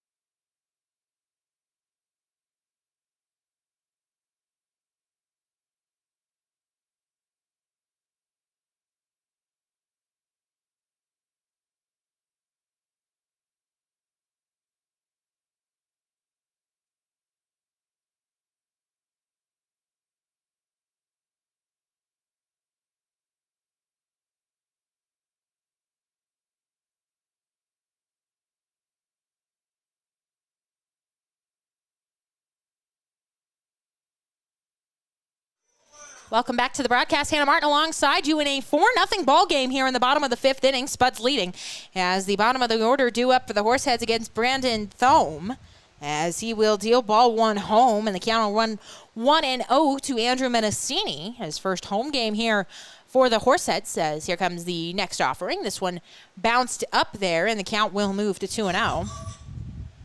We will get you the complete list of the guys who are leaving here within the next week or so. I'll do that between innings. It's sitting in my email. As here comes the pitch. This one is chopped foul down the left side, and the count now moves to 2-1 on Menacini. Menacini, Halverson, and Beckley due up here for the Horseheads. As the Spuds lead this one 4-0. 4 runs, 5 hits, no errors, and 7 men left on for the Spuds. They've had traffic on the bases all night against Morales, who dealt 6 walks to him alongside those 5 hits, but able to, strand those runners for the most part. As here comes a 2-1 home to Andrew. This one will catch the bottom of the zone for a strike, and the count will move to 2-2. Second catcher that is named Andrew this season for the Horseheads. Andrew Haight, of course, who had to leave, unfortunately, with an illness, but I think he's doing better now. Here comes 2-2. Swung on, fouled off once again. As the reinforcements coming in here down the stretch for the Horseheads, so we will see. And that is true all around the Expedition League for sure. Sioux Falls, I believe they're putting in their broadcaster for the game tomorrow. There comes the 2-2. This one is a ball at the top of the zone, and the count is now full. You will see that from time to time in this league. It's not unheard of to have a broadcaster or an intern go in there. As long as they are they play collegiate ball or something within the realm, as here comes the full count offering, and it misses outside, as Menacini will take the leadoff walk. Badlands, they were playing a Legion game, so it was a non-Expedition League ball game, but the Badlands, their broadcaster, Sam, he was in there. He threw 4 innings for him, so it is certainly not unheard of. It's been a wild season. As I think the Trappers a couple of seasons ago, they had an intern who was a ball player in college. He caught a couple of games for him at the end of the season. So I would say I played softball in college, but Wazoo is the only Pac-12 team, one of two, I believe, that doesn't have a softball team. So I'm out of luck. As this one misses upstairs to Kyler Halverson, and the count is now 1-0 on him. Halverson batting. He is 0 for 1 in the ball game with a strikeout swinging, as we will have a meeting on the mound between Tome, the backstop Vaith, and the head coach for the Spuds, as they will get on the same page here how they want to approach Halverson. Tome is at 63 pitches, 33 strikes, and 30 balls. There is no action down in the bullpen. What did they say about Trevor Story? That he was there. Chris, listen. That he was there. The RPA, having a silly, goofy moment, and will announce people who welcome to the ballpark to people who are not actually in the ballpark. So I have a feeling that's what it was. Everyone will come set here once again, and it is a 1-0 offering home to Kyler Halverson, who is batting with a runner aboard and nobody out here in the bottom of the fifth. As here comes the pitch, and it's a strike at the top of the zone. So 1-1 the count will move on Halverson, who is from... Oh, it's Austin oh, man. Oh, we've been calling him Andrew this whole time. His name is Austin. No.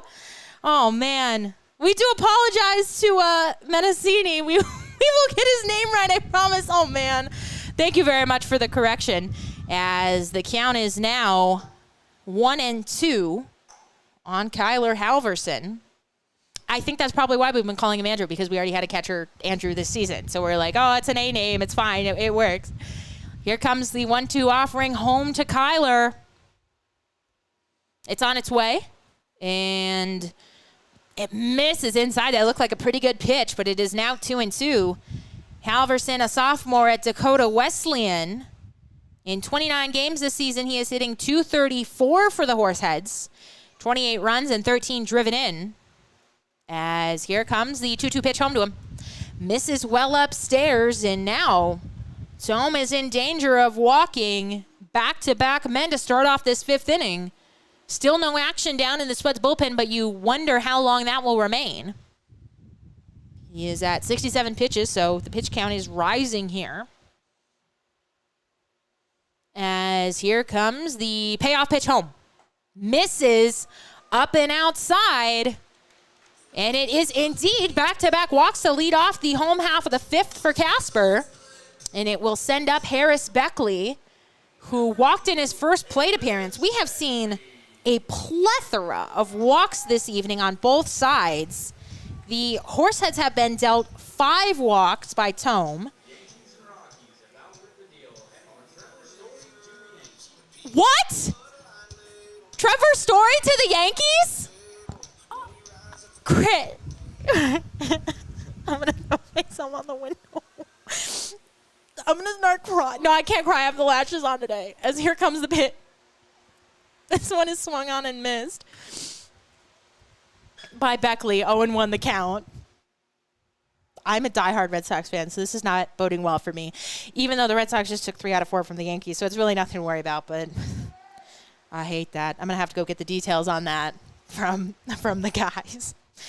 As it is a 4-0 Spuds lead here, but the Horseheads threatening. Here comes the 0-1 offering home to Beckley. This one misses upstairs, and the count will move to 1-1. Mendocini, the man on second. Halverson aboard at first. For Harris Beckley, who walked in his first and only plate appearance so far, the number 9 man, Hank Dunn, is on deck. Nobody out here. One of the best scoring opportunities that Casper has had all evening. As this one is off the fists on the infield. Is somebody going to make that catch? Vaith, he had it in his glove and he drops it. So Beckley is still alive. It was shallow, so Vaith and so both converged on it. They had to rush in. Oh, the Rockies don't know how to hang on to anybody. Oh, my gosh. I could not imagine being a fan of the Rockies. It's kind of like being a fan of the Rays. It's like they're paying Nolan Arenado how much money to play against them. Like, oh, please.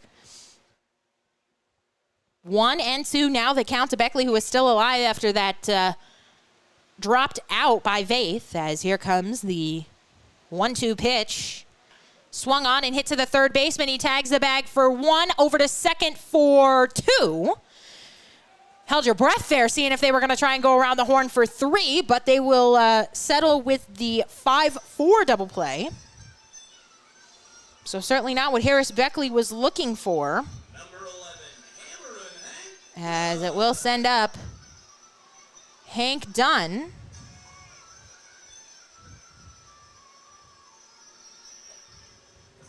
And Beckley is aboard with the fielder's choice. As there are now 2 down here in the bottom of the 5th inning, excuse me. After the double play is turned by the Spuds here. So Menacini is out, and Halverson is also out on it, as Beckley is aboard at first for Hank Dunn, who is 0 for 1 with a fly out and a walk so far in the ball game. As here comes the 1-2, runner takes off, no throw, it is a strike, and Beckley will be down to second with the stolen base. So another runner in scoring position for the Horseheads. They still have just managed 1 hit all evening off of the starter, Brendan Tome, as the Spuds will now get action down up in the pen. And then we'll see who the reliever is for Casper, as Morales done 109 pitches on the evening. As here comes pitch home to Dunn. Misses downstairs. It's a bluff throw to second, but catcher Vaith will hang on to it, and it is now a 1-1 count. Midboard's got it as 2-0, but it is 1-1. 2 down here in the bottom of the 5th inning for Hank Dunn, who is batting with a runner aboard at second, trying to get the heads on the board. As a single would do it, runner off on the pitch with 2 down, as here comes the offering. And it will catch that outside corner for a strike. Count moves to 1-2. I wonder if they've told Jack yet. Jack is a diehard Yankees fan. I wonder. Oh, they announced it over the PA, so he must have heard it. Oh, I bet he's so happy right now. Oh, it disgusts me. The Yankee fans being happy. I'm going to throw up on the air. As here comes the 1-2 offering home to Hank Dunn. This one is swung on and hit up the middle, but Denny is there. He gobbles it up and fires over to first to retire Dunn. We will head to the top of the 6th inning, but still leading 4-0.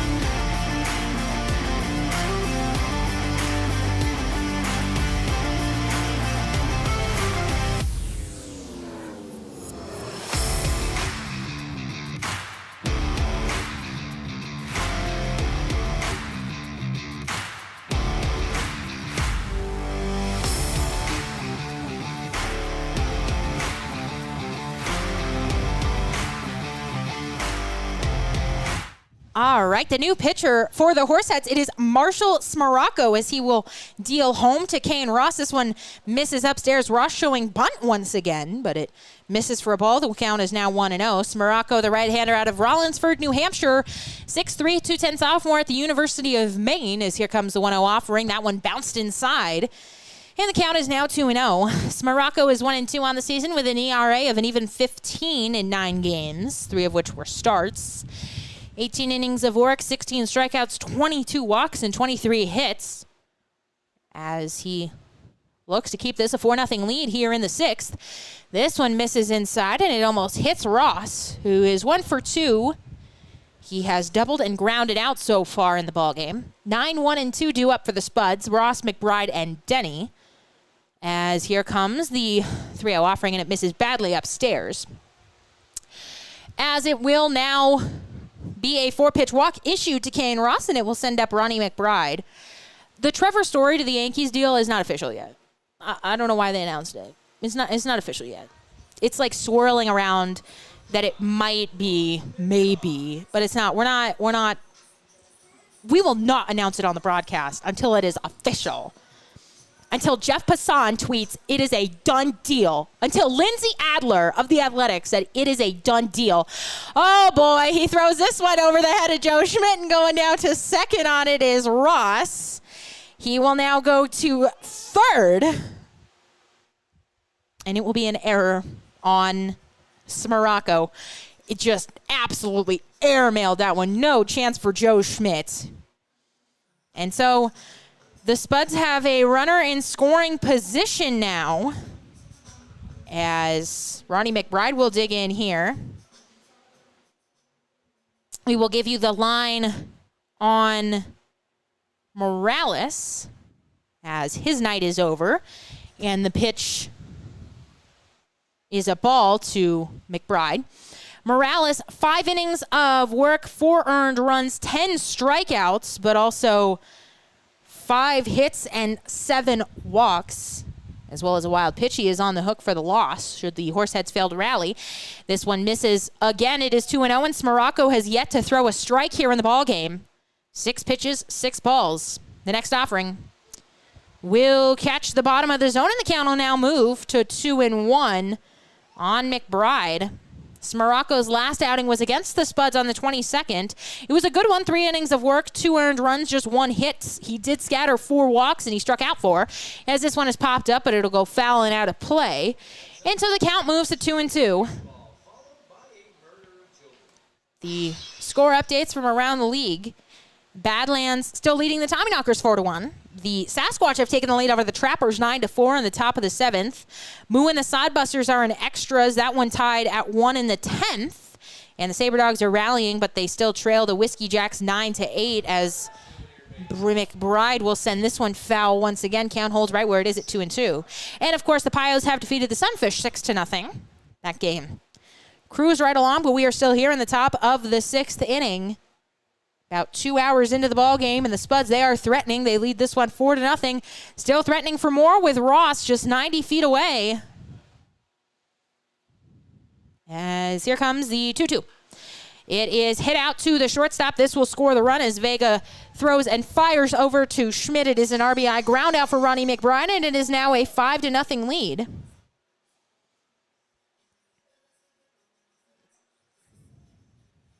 As Noah Denny will step to the plate now in a 5-0 ball game. Denny is 1 for 3 so far. He has flied out, lined out, and also singled so far in the ball game.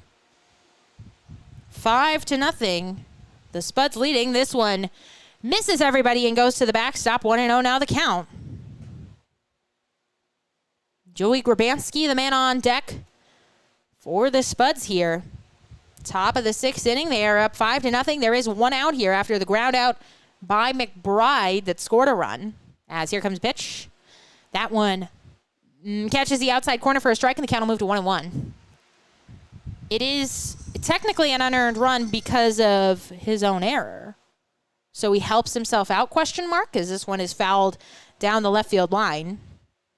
It's always like, well, if the error is on the pitcher, shouldn't it be earned? Because it's his fault anyway. I understand that's not how baseball works, but after seeing all the substitutions they made in the All-Star game of guys that had already played and then come out of the game and then come back in, I take it there are no rules in this league. As this one misses upstairs, and it is a 2-2 count now to Noah Denny. That was a fun game to call, but I think I did enjoy calling the home run derby more. I think because it was just, so it's constant, like, just so much excitement. As here comes a 2-2. This one is swung on and down the left field line for a base hit. It is under the dive. Oh, no. They called a foul. Ryan Callahan made a great dive out there, and I thought it was inside the chalk. Everybody reacted like it was inside the chalk line, but they did call it foul. So the count will hold it 2-2. As Noah Denny, wearing number 2, playing shortstop.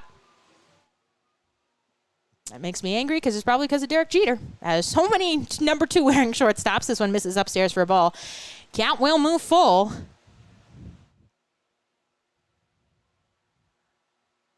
This game is slogging, so I'm just taking all my anger out at the Yankees on the air. As full count offering, it's called strike 3 on the outside corner, and Denny is down looking for out number 2. Morocco picks up his first strikeout of the ball game, and it will send up Joey Grabanski, who is 1 for 2 with a double, a walk, and a strikeout swinging. He has already gotten the folks here half-price beer 1 time. We'll see if he can do it again as he comes to the plate with 2 down here in the top of the 6th inning. 1 run already in for the Spuds here in the 6th. The Horseheads looking ahead, they will have the 2, 3, and 4 men due up in the frame. As Morocco will come set and now deals home. This one misses well inside for a ball, and the count will move to 1-0.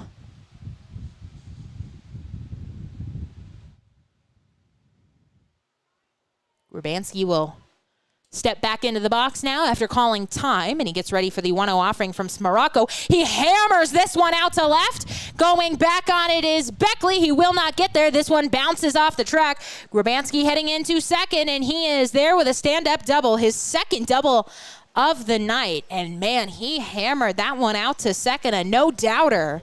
Thought for a moment it might have a chance of getting out of here, but he didn't hit it high enough, certainly hit it hard enough. As Grabanski aboard at second now with 2 down for Zach Tollerman, who is 0 for 1. He has walked twice and grounded out so far in the ball game. I think we were all shocked when because we've seen the damage that Grabanski has done here in Casper. I think we were all shocked when the All-Star list came out and he wasn't on it. We were certainly all expecting to see him because of how well he has hit here in Casper, but the league just so stacked at first base. As it was certainly a fun time here in Casper. We were really honored to host the All-Star Spectacular, the game, the clinics, the home run derby, of course. Chris was honored to be working the video, and I was certainly honored to have the call for that. All of the support that I received, both during the game and then after, that really meant a lot. As not all of the comments were so kind, but that expected in this industry, especially the kind of person I am and the folks surrounding me. But I really do appreciate everybody who comments to say they're enjoying the stream or even what we can do to improve it. I'm always looking to improve on my work as I am, a humble intern here in Casper, as this one catches the top of the zone to Tollerman, and the count is 0-1. As time is called by our home plate umpire. I think he's, he's upset with the music. Ho! So there's that. The music, I think, was going too far into Morocco's windup, or I don't know. It seemed pretty fine to me, but our home plate umpire signaling with the cross on the neck to stop. Stop, Chris. Chris doesn't run the music. Adult Chris runs the music tonight as the 1-1 offering. It is a 1-1 offering now after the ball. They do appeal to our field umpire, but no swing by Tollerman. Chance to make this a 6-0 ball game. As here comes the offering home. This one gets away from the catcher, Menacini. Not his fault. It was bounced up there. And so Grabanski will go down to third on the wild pitch. And now a single makes this a 6-0 ball game.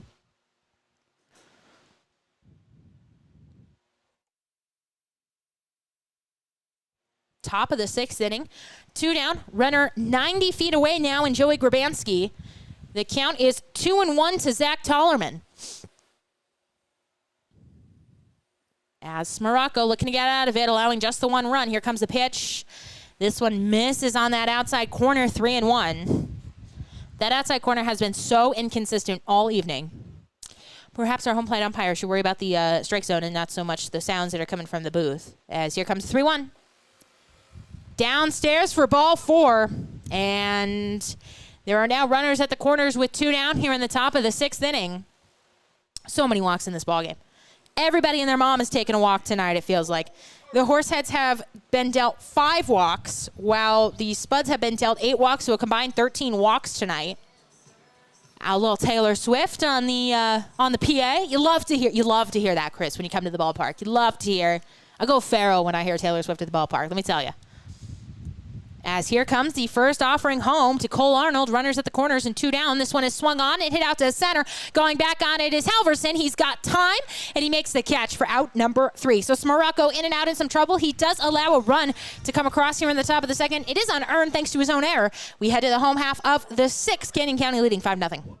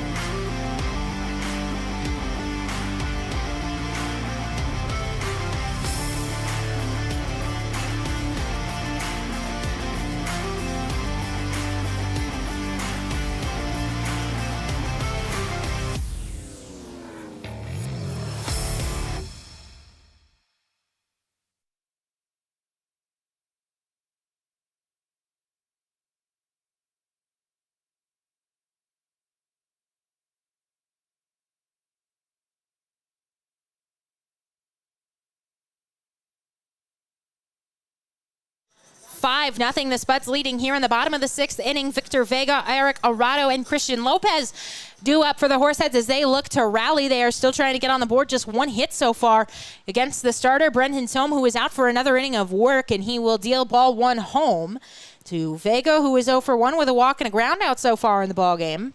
5 runs, 6 hits, no errors, and 9 men left on for the Spuds. No runs, 1 hit, 1 error, and 4 men left on for Casper. As this one gets away from the catcher, it'll be another ball, 2-0. Now the count to Vega. As he digs in here, the leadoff man here in the 6th inning. Casper looking to get base runners, looking to get on the board any way they can, as he will take a strike on that outside corner. And the count moves to 2-1. Tomorrow night we will have a doubleheader, 14 innings of combined baseball. So 2 7-inning games. First pitch will be 5:35 Mountain Time. We'll start an hour prior as this one misses outside. Count will move to 3-1. I would simply love to know why we can't start these doubleheaders earlier. Especially, it's not a travel day for the Spuds. They're already here. They're vibing in the hotel room. Let's get a 4 o'clock game going. You know, I'd like to go home. I love the ballpark. I love the Raccoons. This is a strike up and outside. But I would love an earlier start on some of these doubleheaders. I got to tell you, but 5:35, first pitch for the first game. As here comes the full count offering. This one misses outside to Vega, so he is patient enough to work the leadoff walk. And it will send up Eric Arado here in the bottom of the 6th inning. Canyon County leading 5-0. They got 4 runs in the 3rd and then 1 more in the 6th off the reliever Smarocco. But it is the starter, Jerson Morales, who is on the hook for the loss.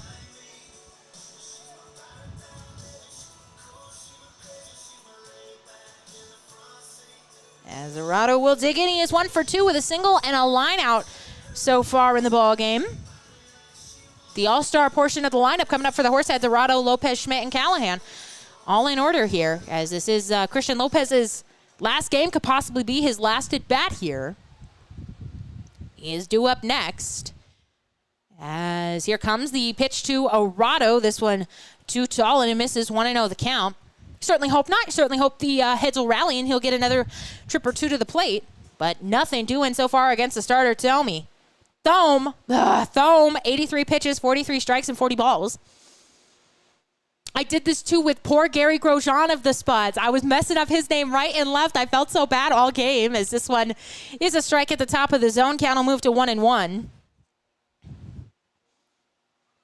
The broadcaster even came over and yelled at me. He was like, it's Grosjean. I was like, please. I know. The letters are not clicking in my head. 1-1 the count. But if we see him again in this series, I will be prepared. And there's a good chance because we got 5 games, so I'm ready. As here comes the 1-1. It's fouled back to the screen, and the count will move to 1-2. Now on Eric Arado. As Smaracco threw 20 pitches, 10 strikes, and 10 balls in his inning of relief. Runner aboard here for Arado, who will have to battle. He is down in the count 1-2. The All-Star from Sussex, Wisconsin. An All-Star starter. He and Lopez both started that game. As Thome comes set, and now Arado will step out. 1-2 the count, home to Arado, who is batting with nobody out here in the bottom of the 6th inning, and a runner aboard in Victor Vega at first. Arado will collect himself and now jump back into the batter's box, as he is ready now. Here comes the 1-2 offering. Off-speed pitch that misses outside. Count moves to 2-2. 5-0. Spuds leading here in the bottom of the 6th inning. Heads have managed just 1 hit all night against the starter's home. Looking to get to him or get him out of the ball game. Probably the more preferable option, and get into that Spuds bullpen. As here comes the 2-2 pitch. Upstairs. And the count is now full. Thome, however, he has issued his fair share of walks. He's dealt 6 tonight. But the Horseheads have just been unable to get that big clutch hit with runners in scoring position. They've been patient at the plate, but it just hasn't paid off yet for him. Hopefully this will be the inning that it does. Payoff pitch to Arado will not be made. We will step off once again here on Metal Monday. 95 degrees. Chris is in a sweatshirt and jeans. And I don't know about that, bestie. Couldn't be me. Here comes the payoff pitch home to Arado. This one misses upstairs, and it will be another walk. So for the 2nd straight inning, Thome has issued walks to the leadoff men, the first 2 leadoff men. And it will send up Christian Lopez in his final game as a Horsehead, a chance to do damage here and break through. He is 0 for 2. He has grounded out twice, including a double play in his first plate appearance. Oh my God. Okay, all right. As please. Christian Lopez comes to the plate.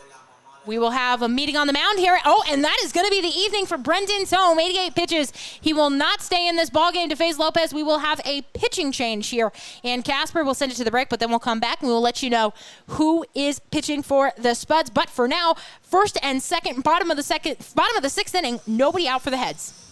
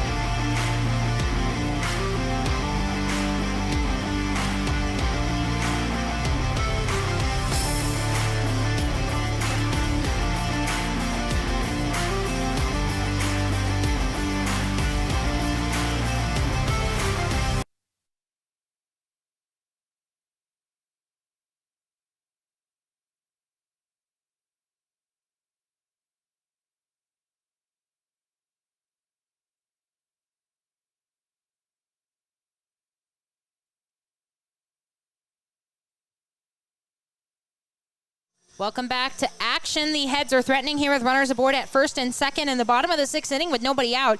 We do have a new pitcher for the Spuds. It is Henry Clark, who is from Idaho. He is a graduate of Melba High School. He graduated just this year. I believe he's a commit to Boise State. As he will hop into this ball game, 1-1 on the season is the right-hander. He's facing off against Christian Lopez as he deals a strike down the heart of the plate, and the count will move to 0-1. 5-0, the Spuds leading, but the Horseheads trying to cut that lead down as Victor Vega is in second and Eric Arado is at first. So some alliterative names out on the base pads. As here comes the 0-1 offering from Clark. This one misses upstairs, and the count will move to 1-1. Clark has an ERA of 12.10 on the season in 9 games. They have all been in relief. 19 and a third inning, 16 strikeouts, 27 walks, and 27 hits for him. He faced Casper 2 other times this season for a combined 5 2/3 innings of work as he deals a strike at the bottom of the zone, and now the count is 1-2 on Lopez. Looking to get aboard for the first time tonight. He is 0 for 2 with a pair of ground outs so far in the ball game. As in those 2 combined outings, Clark allowed 2 earned runs, 7 total runs. As Casper looks to get to him here now. As here comes the 1-2. Swung on and hit out to right, but this one is going to go foul. And so the count will hold at 1-2 right where it is. There is still action down in that Spuds bullpen. And so we will reset. The count is 1-2. Vega at second. Arado at first for Christian Lopez out of Chula Vista, California. Clark looking in for the sign. He deals home. The 1-2 is swung on, and a foul ball down the left field line. Tried to pull it inside the bag, and he was just unable to. And so the count will hold at 1-2 from Henry Clark.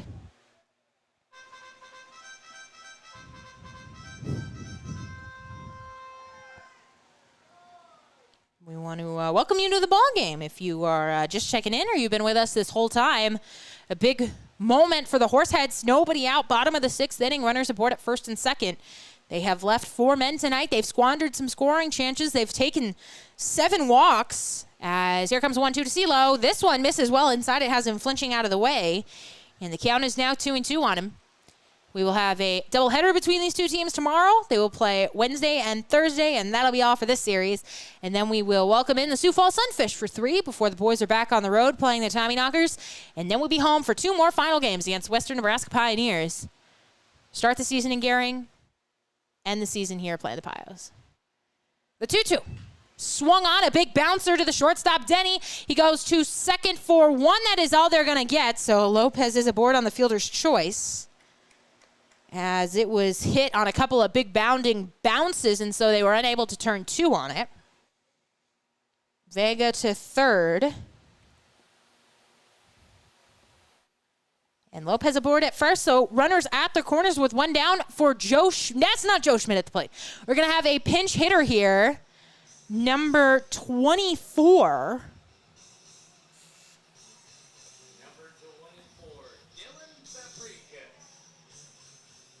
Dylan Fabricus. So his first at bat for the Horseheads comes here pinch hitting as this one is swung on, popped to the right side, moving over as Grabanski can't find it. It's going to drop right in front of him.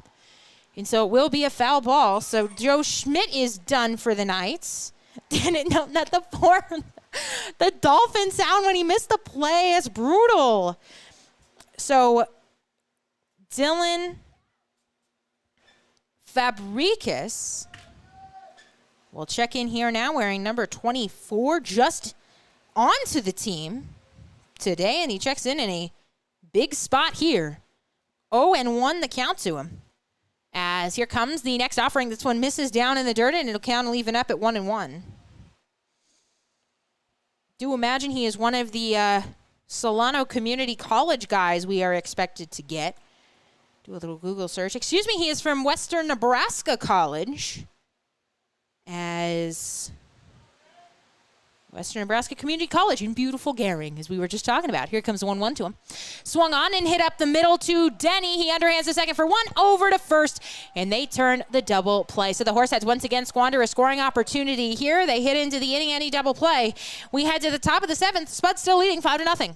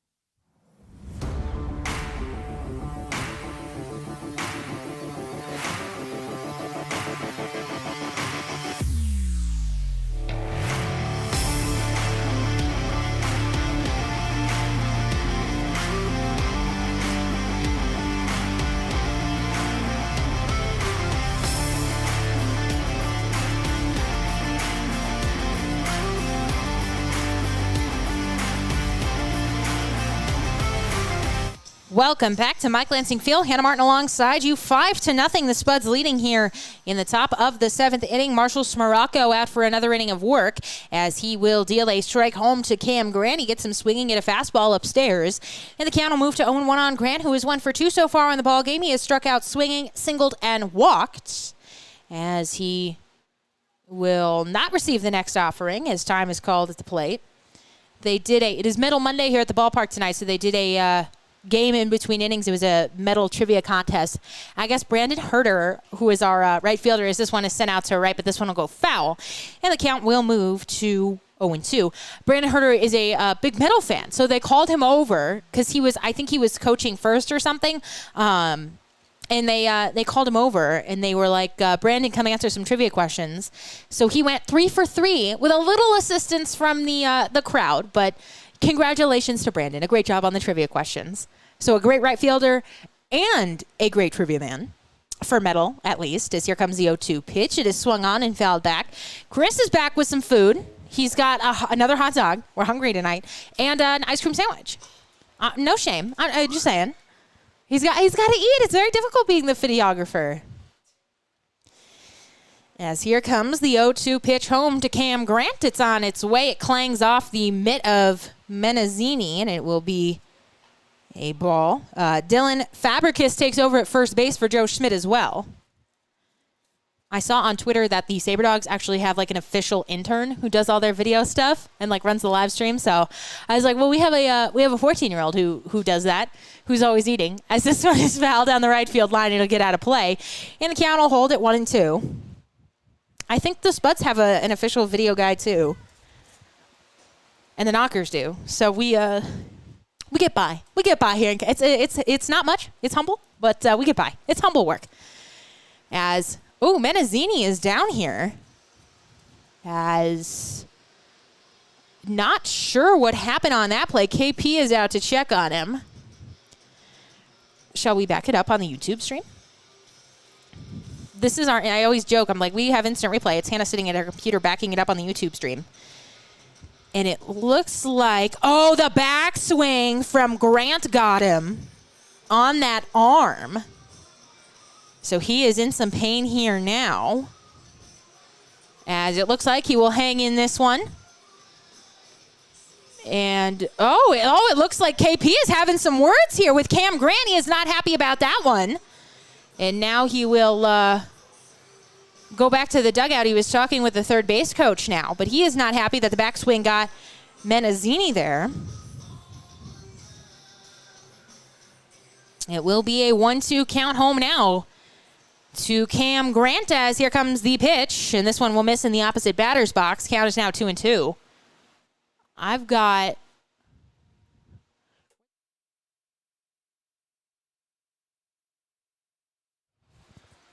they've got one out on the big board. I don't think there's an out. Here comes pitch. It is strike 3 called on the outside corner as Grant is down looking, as it will send up Carson Hake.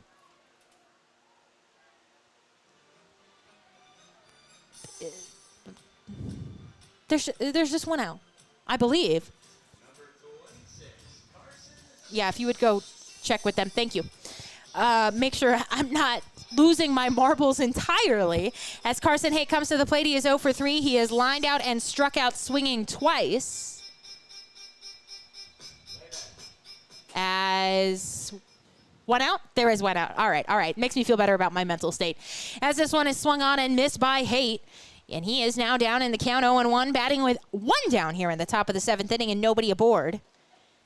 As the Heads really nothing doing at all this evening. They've taken a bushel of walks, but have been unable to get a hit with anybody in scoring position. As this one misses too tall, and the count will move to 1-1. 5 runs, 6 hits, no errors, and 9 men left on for the Spuds. No runs, 1 hit, 1 error, and 5 men left on for Casper. As here comes the pitch. This one swung on and missed. Another well-placed fastball down in the zone by Smaracco, and the count will now move to 1-2. If you like Head Spuds baseball, man, really, this has been the stretch for you. 9 games head-to-head against these teams. 4 in Canyon County, and then 5 down here in Casper. As here comes 1-2 pitch. This one is hit and foul back to us. So the count will hold at 1-2. We are a bit short-handed tonight. We got a couple of our interns who are off, including the guy who usually keeps the book, Manny, whose parents are in town. We want to give them a shout-out. I think they're at the ball game. They are at the ball game. As it is called strike 3 on that outside corner. Back-to-back strikeouts to start the inning for Marshall Smaracco. As there are now quickly 2 down for Cody Faith, who is 0 for 3. He has struck out 3 times tonight, so he has had no luck at the plate at all. He struck out twice swinging and once looking. As, where are they? Oh, yeah, I see him. Manny himself having a hot dog, King. You got to come to, especially the Horsehead hot dogs. They're so good here. Why? I don't know. It's a special hot dog here at the ballpark. As this one misses outside for a ball, and the count will move to 1-0. I do like the cheeseburgers, though. They're from a local, it's a local patty. Really enjoy it. You get the American cheese, get the garlic salt. It's perfect. It's a good meal. Swung on and missed there by Vaith. And it is now 1-1, 2 down here in the top of the 7th inning. Kane Ross is the man on deck should the inning get to him, as this one misses too low, and it'll be a ball. 2-1 now the count.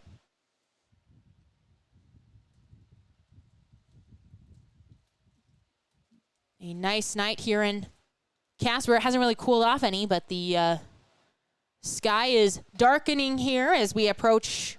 Well, we are just past 9 o'clock, actually, as this one misses inside. And the count will move to 3-1. We do have a doubleheader here tomorrow night, starting at 5:35. We will, of course, have all the action for you. As here comes the 3-1 pitch home. This one misses too tall, and it is ball 4 to Cody Vase, so he will take the 2-out walk. And it will bring up Kane Ross, who is 1 for 2. He doubled, grounded out, and walked in the ball game. And now the inning comes to him with 2 down and a runner aboard. Top of the 7th inning. Smaracco at 37 pitches, 20 strikes, 17 balls. Trying to keep this lead right where it is at 5. So crucial, especially with how the Horsehead bats have been stymied this evening. As here comes pitch. This one will catch the top of the zone for a strike, and the count will move to 0-1.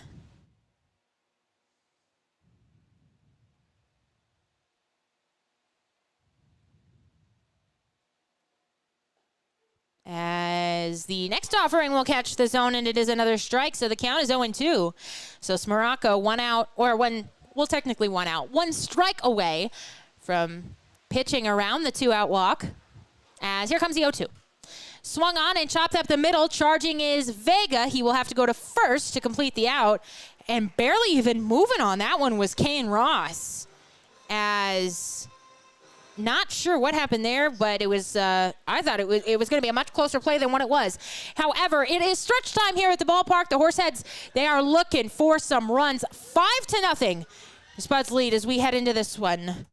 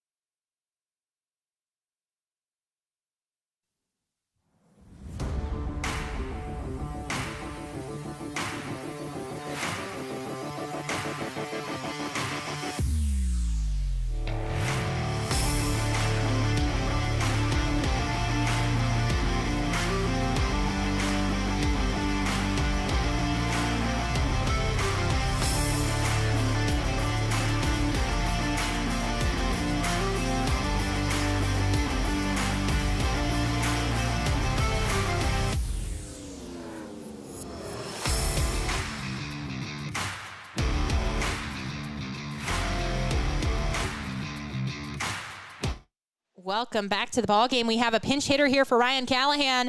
It is Ray Kimura, another one of the newbies here on the team. Ray Kimura, as he will look at a ball. Batting for Ryan Callahan here. Got to add him into my scorebook as he fouls this one off, and the count will even up at 1-1. We also want to announce that it is the final game for Landon Boyd here this evening, so another player we will certainly miss as he will head back to Oklahoma, I believe. As it is now 1-1 the count on Kimura. Some new names we are learning here on the fly. As that one will miss, and the count will move to 2-1 on him. As he is the leadoff man here, facing Henry Clark. As this one misses for another ball, and the count is now 3-1 on him. Henry Clark is a Northwest Nazarene University commit. We learned that from the comments, so thank you very much for that. Kimura, another pitcher at another player at Western Nebraska Community College. He played junior high school in Japan and then played for the Victoria Eagles. And he will take ball 4 in his first plate appearance as a Horsehead. As he will head on down to first to lead off the bottom of the 7th inning. 5-0, the Spuds do lead this one. As we will see, it will be Austin Menazzini to dig in here now. 0 for 1 with a strikeout, swinging and a walk. Mendocini batting with a runner aboard at first in Kimura. Bottom of the 7th inning, the 6, 7, and 8 men due up for the Horseheads against Clark, who is at 15 pitches, 8 strikes, and 7 balls. As that one will be fouled back to us, and the count will move to 0-1.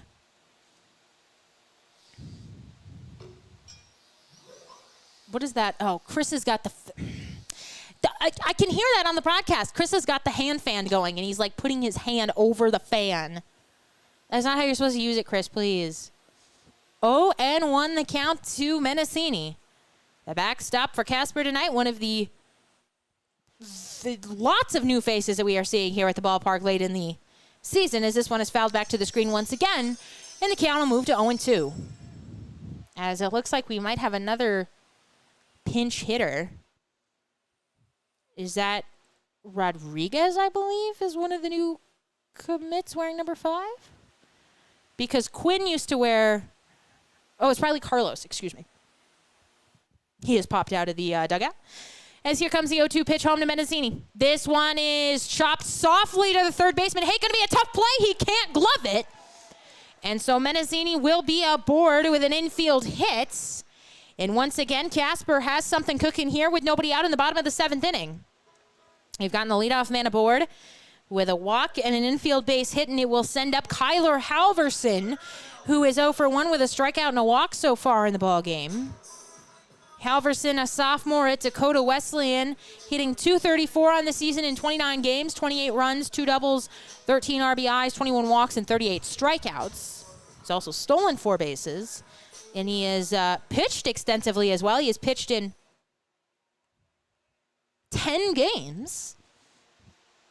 As here comes the first offering home to him.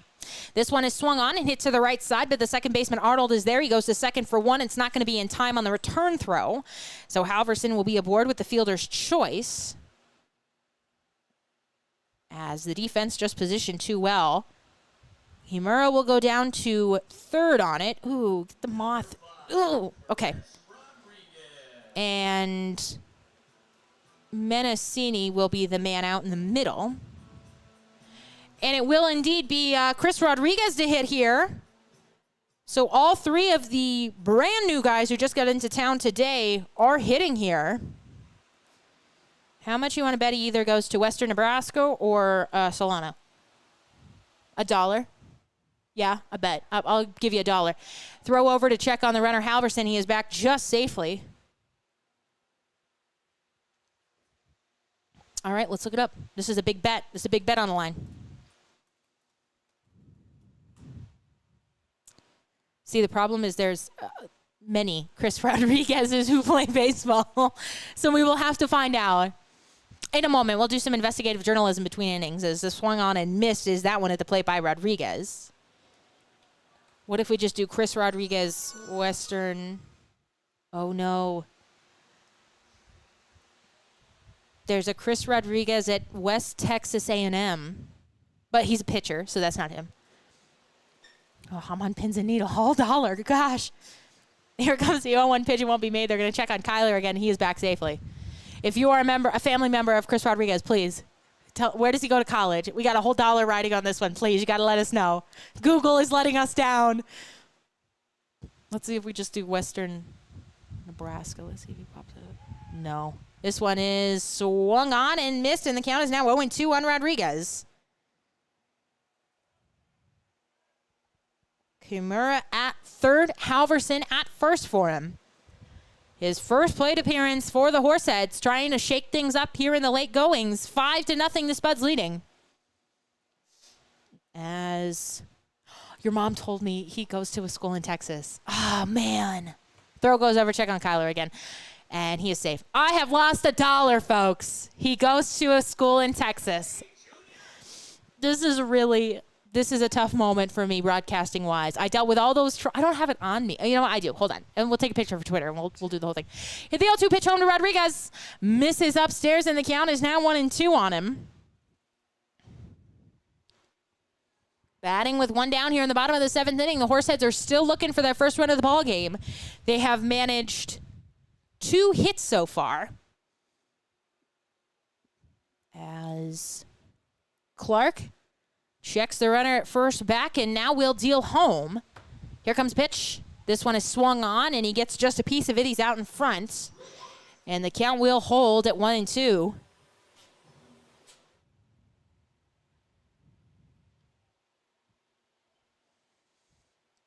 Henry Clark, the man at the plate, 23 pitches, 15 strikes, and 8 balls for him. Clark ready to deal home. As here comes a 1-2. This one, it's called strike 3 on that inside corner. Rodriguez doesn't like it at all, and I don't blame him there. As Rodriguez is down looking, and it will send up Hank Dunn, batting with runners still at the corners. 2 down, bottom of the 7th inning. The Horseheads have only left 5 men, but it has felt like far more than that. Like they have squandered so many chances with runners in scoring position with less than 2 down, and they just haven't been able to do anything all night against Spuds pitching. As their bullpen is quiet down there. Hank Dunn to dig in here now, looking to get the first RBI of the night for Casper. As the first run of the ball game just 90 feet away. As here comes pitch. This one misses in the opposite batter's box, and the count will move to 1-0. Dunn is 0 for 2 on the evening. He has flied out, walked, and grounded out. As he steps out of the box, adjusts his batting gloves, and now climbs back in.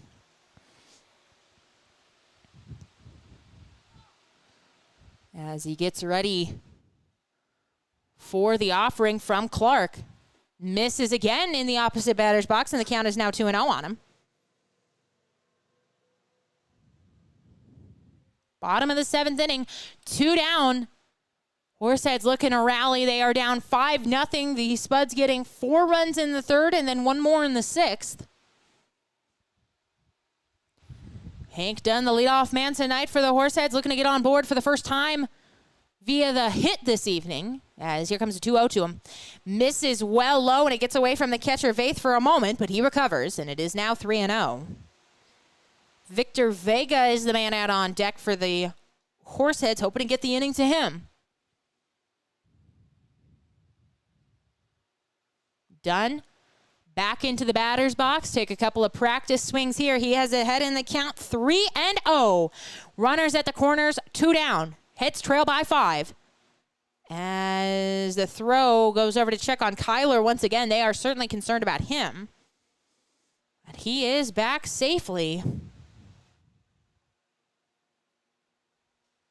And so we will reset 3-0 the count to Dunn.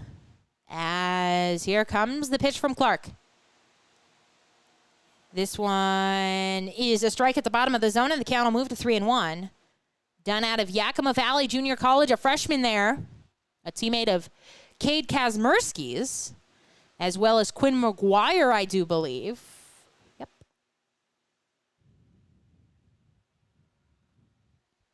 Dunn still ahead in the count, 3-1 now. Trying to get their heads on the board here, as here comes a 3-1. This one is swung on and fouled off, so the count will run full now. Clark battling back, 29 pitches, 18 strikes, and 11 balls for him. Bottom of the 7th inning. Hank Dunn awaiting the 2-out payoff pitch from Henry Clark. Big pitch in this ball game.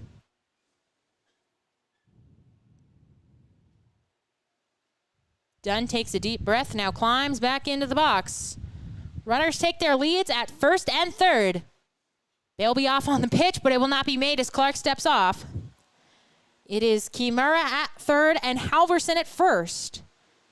Hank Dunn at the plate. 3 balls, 2 strikes, 2 down here. In the bottom of the 7th inning, Spuds leading 5-0. Horseheads running out of time to get back into this one. Can't waste another scoring opportunity like this. As here comes the pitch. This one is swung on and hit to the shortstop, Denny. Tough play, backhand throws across the diamond, and he is safe. Oh, they call him safe right at the last moment, and the throw goes to 3rd. It gets away from the 3rd baseman, Hank. What do you know? 2 runs are going to score, and Hank Dunn is all the way down to 3rd. So it will be, they've scored it in error. I give him, and they given it, they haven't given him a hit yet, but I score it a hit by Dunn, give him the RBI, Kimura scores on it, and then Halverson scores on the throwing error by, I believe it was the first baseman, Grabanski. Don't hold my feet to the fire if it's not true. It doesn't matter what my book says, just what the guys have, as they have given Dunn a hit on that. So he is down to third on the error, and it is now a 5-2 ball game. So how big is that? As here comes the first offering to Vega. He sends this one through the right side. Diving there is Arnold. Going to be a tough play. He makes it. As that had RBI single through the right side written all over it. But Cole Arnold with the excellent grab. And he is able to complete the 4-3 put out. But not before Hank Dunn. He gets the job done. 2 runs come in on the RBI single by him. And also an error on the play. As it is now a 5-2 ball game headed to the top of the 8th.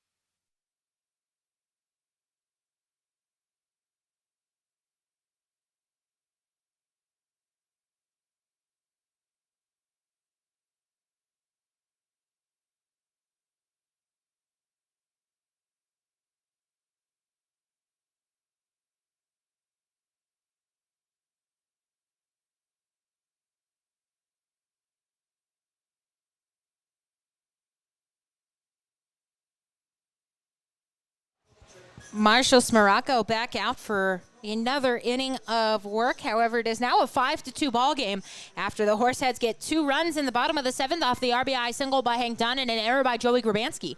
As it will be the top of the lineup, McBride, Denny, and Grabanski due up here for the Spuds in the top of the 8th inning, facing off against Smiracco, who is at 40 pitches, 23 strikes, and 17 balls. As he will come set now, deal home. This one misses up and away from McBride. And it is 1-0 the count to him. McBride is 1 for 3. He has struck out swinging, singled, walked, and grounded out so far in this ball game. As that one will miss once again, and the count is now 2-0.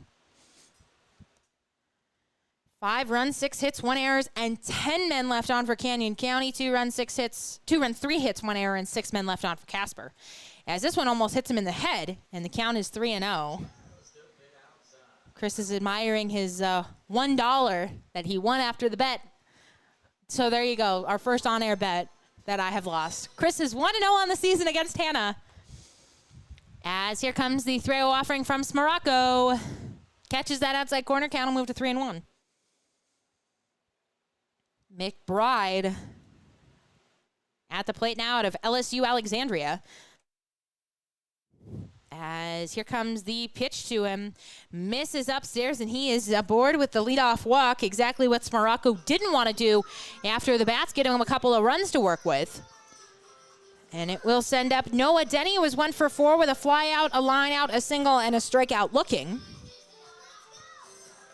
As he will dig in here now with nobody aboard. Nobody out and 1 man aboard. Love to dial up that double play ball we've been hoping for all night. As here comes the first offering from Smiracco. Misses well inside, and the count is now 1-0. So some more command issues coming from Smiracco here in the top of the 8th, his 3rd inning of relief. Comes in relief of Morales. Throw goes over to check on the runner at first.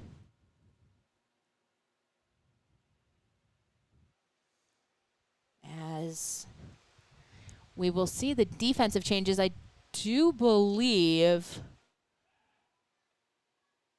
throw goes over to Checo and once on the runner at first once again. Arado has moved to 3rd, so I do believe Kimura is at 2nd base. After coming in pinch hitting for Callahan, as this one misses again, and it is 2-0 now the count to Noah Denny. As, yeah, because that's still Vega out there at short, and then we got Fabricus at first. So, unless they put him in the outfield. And in that case, I can't see the outfield, so we will never know. This one misses outside. Runner goes down to 2nd. The throw is not in time. He is in there safely. McBride has a stolen base. And it is now a 3-0 count. Oh, the pitch was called a strike. Okay. 2-1 the count now, rather. As Morocco looking to keep this a 3-run lead after the Horseheads gave him 2 in the bottom of the 7th. As he checks the runner back and now deals home. This one is skied on the infield, but playable. Moving over is Fabricus. He's in foul territory, and he makes the grab for out number 1. So Denny pops out for the first out of the frame. Holding at 2nd is McBride, and it will send up Joey Gramanski, who is 2 for 3. He has doubled twice. A couple of absolute rockets out to left. He has walked, and he's also struck out swinging, so a pretty good night for him.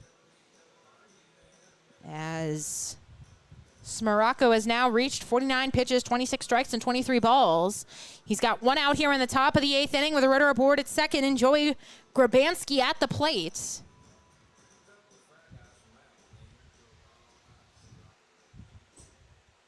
As Grabanski will dig in here now. Waiting for the first offering from Smaracco, who comes sets. And he deals home. This one misses well outside, and the count is now 1-0 on Grabanski. Top of the 8th inning, 1 down. Coming up on 3 hours in this ball game. It has felt a lot longer than that. I think it's been all the traffic on the bases and not a lot of scoring. As this one misses again outside, 2-0. It has definitely been the walks, let me tell you. As the Horseheads have walked 8 times in the ball game, and the Spuds have walked 10 times in the ball game. So that'll slow a game down for sure. As here comes the 2-0. Right down the heart of the plate, and the count will move to 2-1 on Grabanski. Zach Tollerman is the man out on deck. 1 down here in the top of the 8th for Joey Grabanski out of Concordia University, hitting .297 on the season. 39 games. He played yesterday in the 16-4 win. In fact, he played in all 4 of the games against Casper over this past weekend. As a check swing, and he looks at a strike on the outside corner. So the count will even up on the K-Man tonight, 2-2. He was 1 for 4 Thursday, 2 for 5 Friday, 1 for 3 Saturday, and then 2 for 3 yesterday. So he continued to do damage against Casper, even up in Idaho. These bugs. Oh, this one died. Oh, God. Okay. Swung on and missed. He's down swinging. The runner goes to 3rd. He is in there safely, but Grabanski has struck out again, and that is the second time tonight that the fans have gotten half-price beer at the ballpark. So Grabanski warming up to the fans here in Casper for sure, as he is down swinging, but McBride does go to 3rd. He steals another base. And now Zach Tollerman will come to the plate. Oh, bug just died on me, Chris. Tollerman 0 for 1. He has walked 3 times in the ballgame, and he is also grounded out. Batting with a runner aboard just 90 feet away. 2 down here in the top of the 8th. As here comes a pitch. This one is a strike at the top of the zone. Tollerman is now down in the count 0-1. As I said, 1 more out for beer. 1 more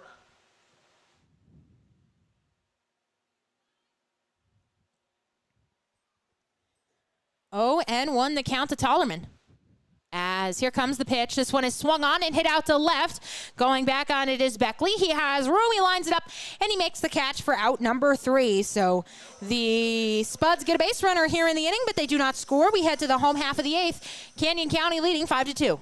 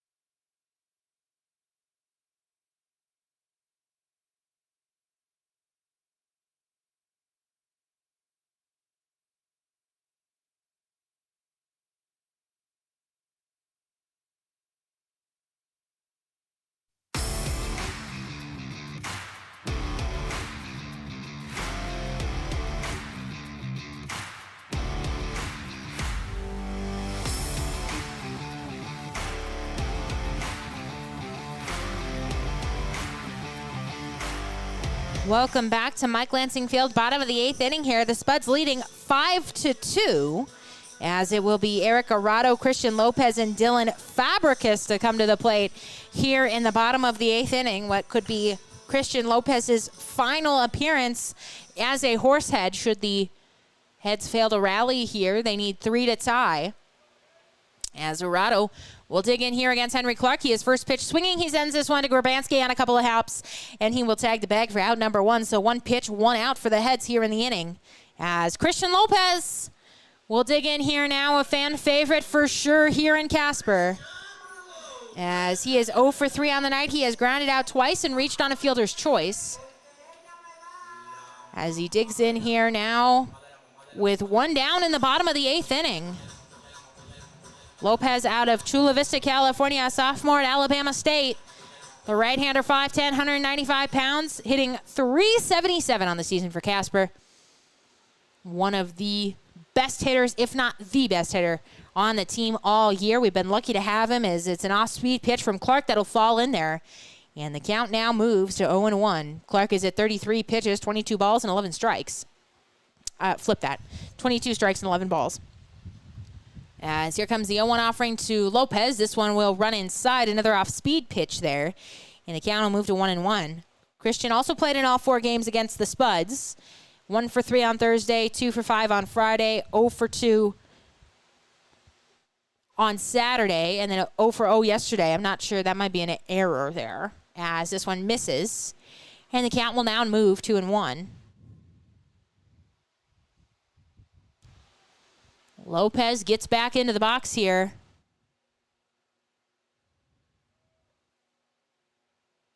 As here comes the 2-1 pitch. This one misses off the corner. And now Lopez is ahead in the count, 3-1. The Horseheads trying to rally here. They were down 5-0, now 5-2 after they scratched across 2 runs in the 7th thanks to a hit and error. Heart of the order due up here, as here comes pitch to Lopez. This one is swung on and hit out to center. Going back on it is McBride. He has room, and over the shoulder he makes the catch to retire Lopez. As it will send up Dylan Fabricus, who is 0 for 1 in the ball game. He grounded to short in his only plate appearance so far tonight. came in to pinch hit for Joe Schmidt, and then he took over in the field for him as well.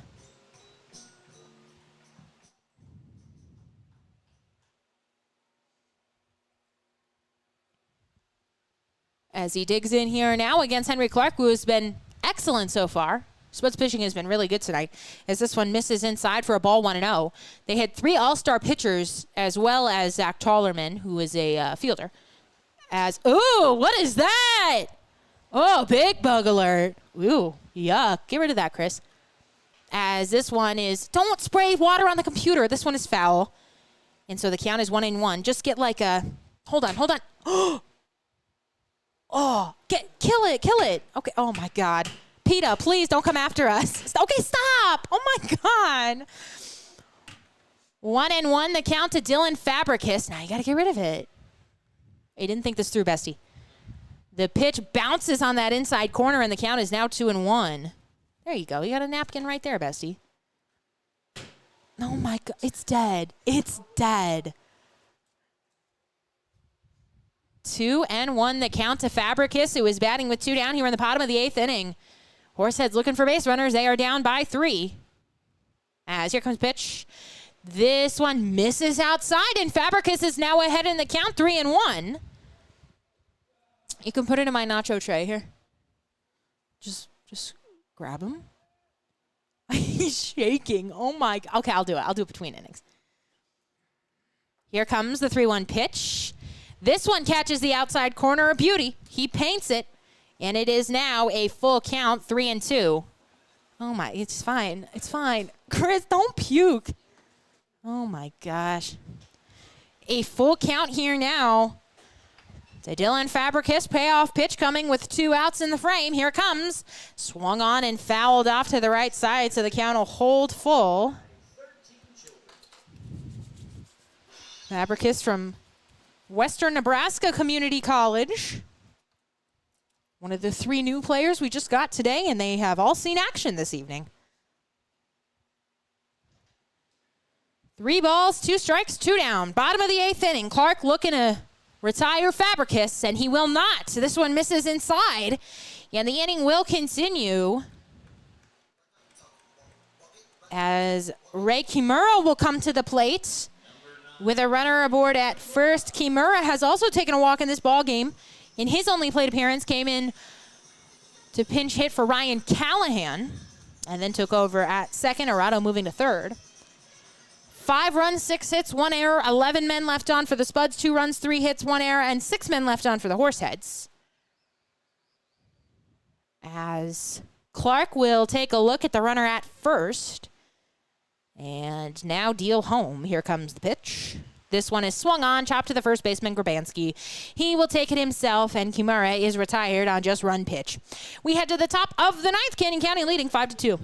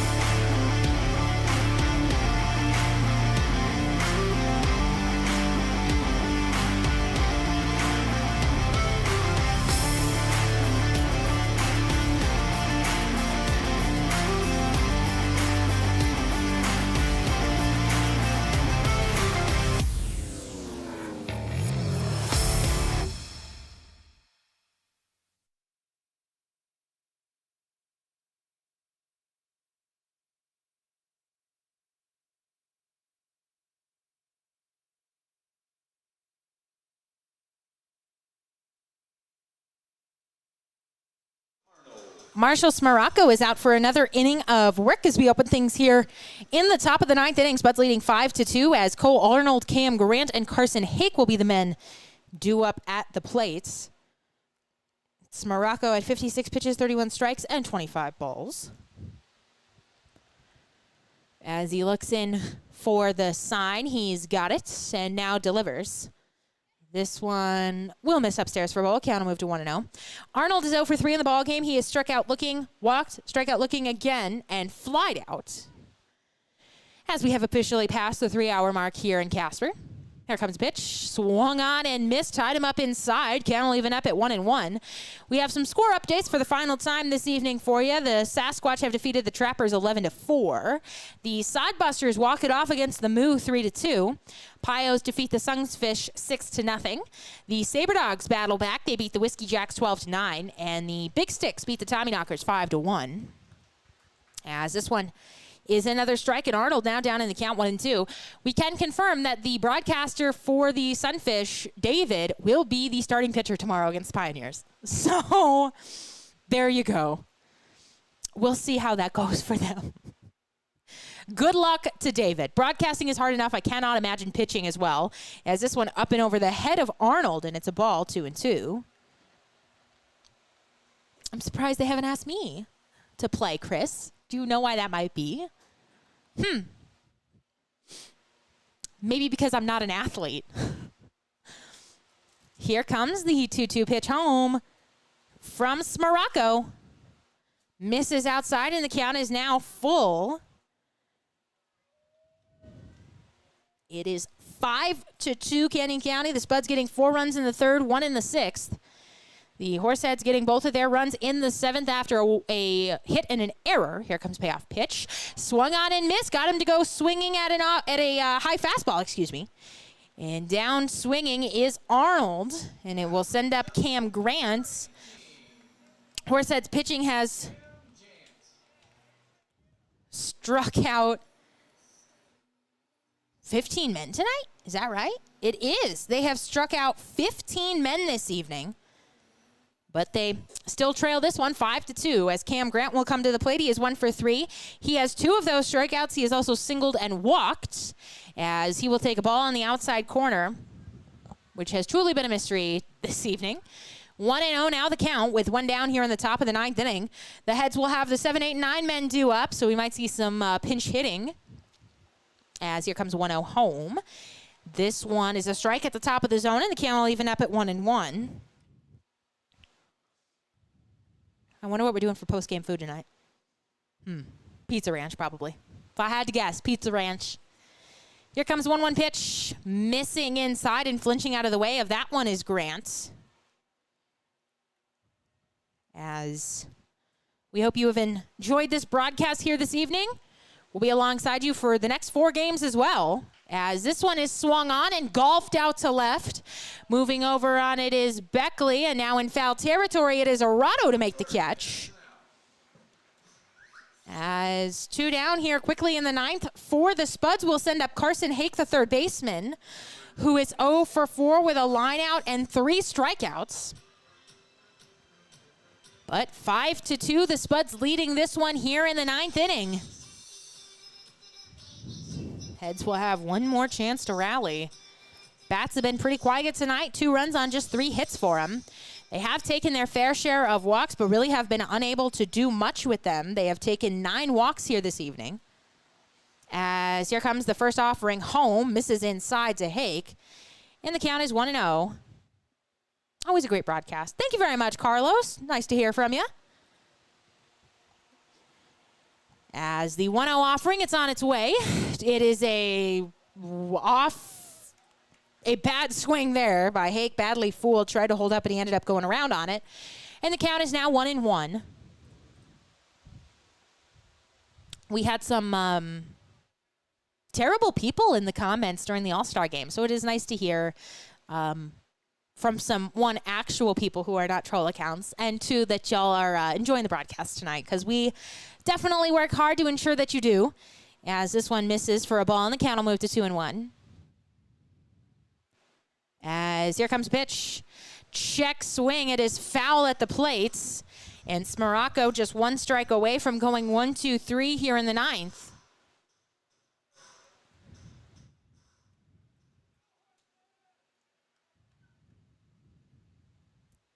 Deuces are wild up on the scoreboard. 2 balls, 2 strikes, 2 outs. Top of the ninth inning. As here comes pitch home. Check swing. They appeal down to first, and he went around. They will ring him up. Another strikeout collected by Horseheads pitching. It is right. Chris, you know what time it is. What time is it? It's rally time here in Casper. Get those hats on. Horseheads need 3 to tie, 4 to walk it off. We have not seen it this season, but never say never. We head to the bottom of the ninth inning, bottom of the order coming up. Spuds lead 5-2.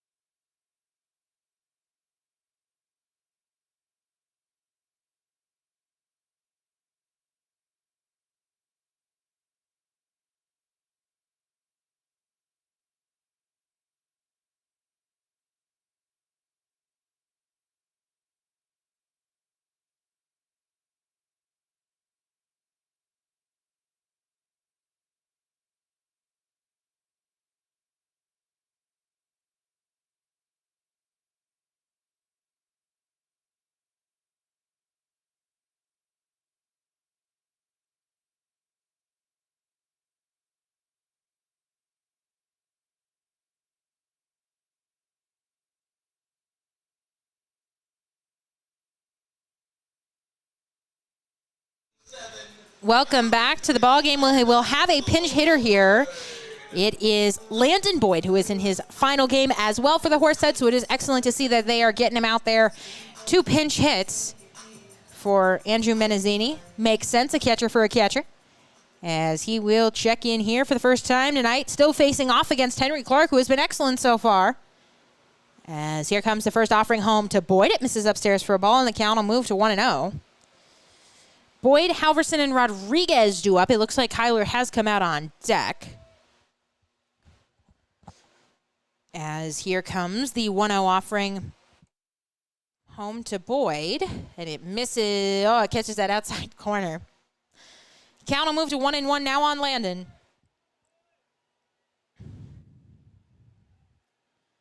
Boyd, a switch hitter, 6 foot, 195-pound freshman at the University of Oklahoma. Originally out of Parker, Colorado, as he swings and doesn't get a pitch right down the heart of the plate. And he will have to battle here now, down in the count, 1-2. Bunt for a single. Walk. You would love to see it. You'd love to see Landon get on here. The Heads, they need 3 runs to tie. Down 5-2 here in the ninth. Here comes a 1-2 home to Boyd.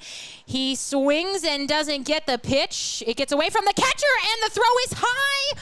They're going to say, oh, Gobransky tagged him on the way down. Well, Landon made it interesting, but he is out on the strikeout. They throw down to first to complete it. And is that Kyler? Yes, Kyler Halverson will dig in here now with 1 down in the bottom of the ninth inning. 0 for 2. He has struck out swinging, walked, and also grounded into a fielder's choice. So he's been on base twice tonight. Going to have to get on again here. 5-2. The Horseheads need base runners. 5 runs, 6 hits, 1 error, 11 men left on for the Spuds. 2 runs, 3 hits, 1 error, and 7 men left on for Casper. As here comes pitch, off-speed pitch that is in there for a strike. And the count will move to 0-1. 1 down, bottom of the 9th inning. Bases empty for Kyler Halverson, the hometown kid. As here comes the 0-1. It's the same exact pitch, and it lands in there for another strike. Clark has really been dominating here. 50 pitches, 31 strikes, 19 balls. He's given up 2 runs, but just one of them charged to him, as the other one came on the error by Grabansky. Clark comes set. The 0-2 home to Halverson. Misses, and the count will move to 1-2. Halverson is a sophomore at Dakota Wesleyan. Comes into the ball game hitting .234 in 29 games. 107 plate appearances. He played on the 22nd against the Spuds. Excuse me, he pitched on the 22nd against the Spuds. He gave up a run. Did not go an inning, as this one misses outside. The count will even up at 2-2. Bottom of the 9th inning, 1 out. Horseheads looking to rally. They are down 5-3. They have trailed all game. As this one misses down and away, and now Halverson has rallied back. He was down in the count 0-2, and now the count is run full. Uh-oh, here comes your dad. You're in trouble. I called him about the bug. I was like, I had to take care of this bug for Chris. Get him out of my booth. The payoff pitch home to Halverson. Swung on and missed. He goes hacking at a fastball upstairs, and he is down via the K for the second out of the inning. As it will send up, is it Chris Rodriguez again? It is indeed Chris Rodriguez.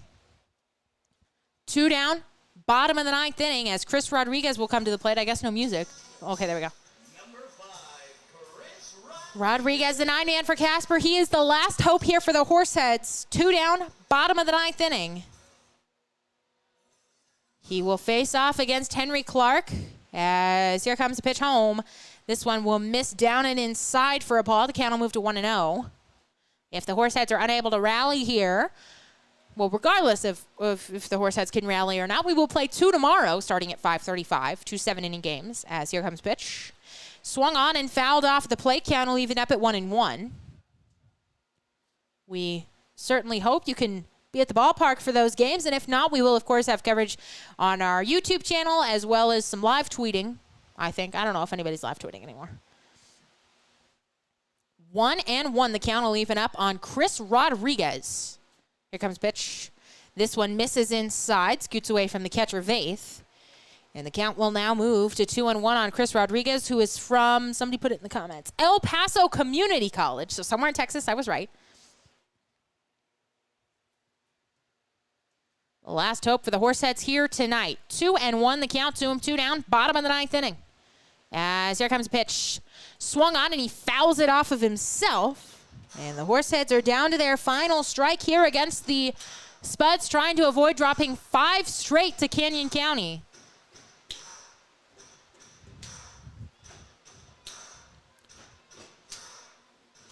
As Rodriguez, he will step back into the box.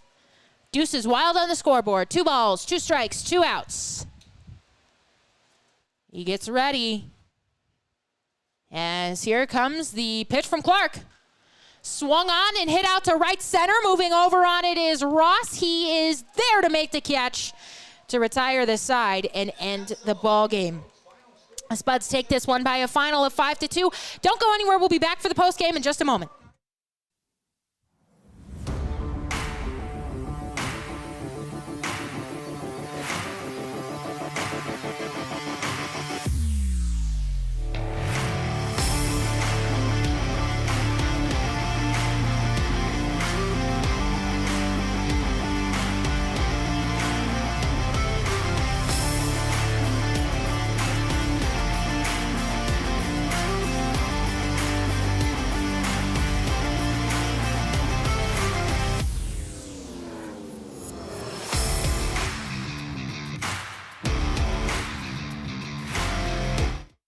Welcome back to the ball game. Hannah Martin alongside you live at Mike Lansing Field, where the Spuds have taken game one of this 5-game series against the Horseheads. They take this one by a final of 5-2. Brendan Tome for the Spuds will take the win. He was excellent. 5 innings of work. He did not allow a run. 3 strikeouts, 1 hit, and 7 walks, which he scattered effectively.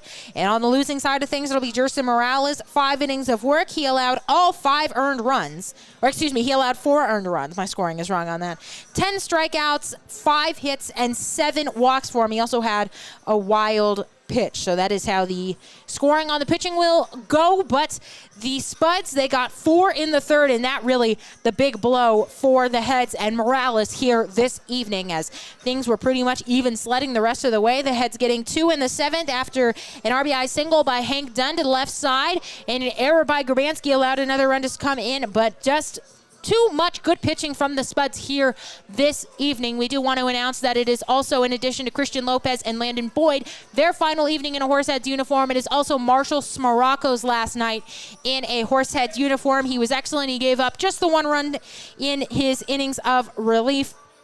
He went 471 pitches, 39 strikes, and 32 balls. So we certainly do wish the best to those gentlemen. We have thoroughly enjoyed having everybody on the team this year, and especially we will miss the Christian Lopez's family in the comments. One of the most excited and just such an excited family to see Christian here, and so vocal in the comments, and always just here and rooting him on. So we will miss Christian, we will miss his family, and we will certainly miss Landon Boyd and Marshall Smaracco as well, as we say goodbye to them. And we say good night to you, as the Spuds have taken this one by a final of 5-2. Join us tomorrow for a doubleheader. 14 innings of baseball. I have my cup of tea ready. So we will be, I'm not going to let Chris make it. He made it cold last time. I will go down it. I will make it between games, as we will have 5:35 first pitch Mountain Time for the first game. We'll wrap that one up, and then 30 minutes after that first game, we will play the second. But for now, 5-2, the Spuds take this one. Have a good night, everybody, and we will catch you back here 5:35.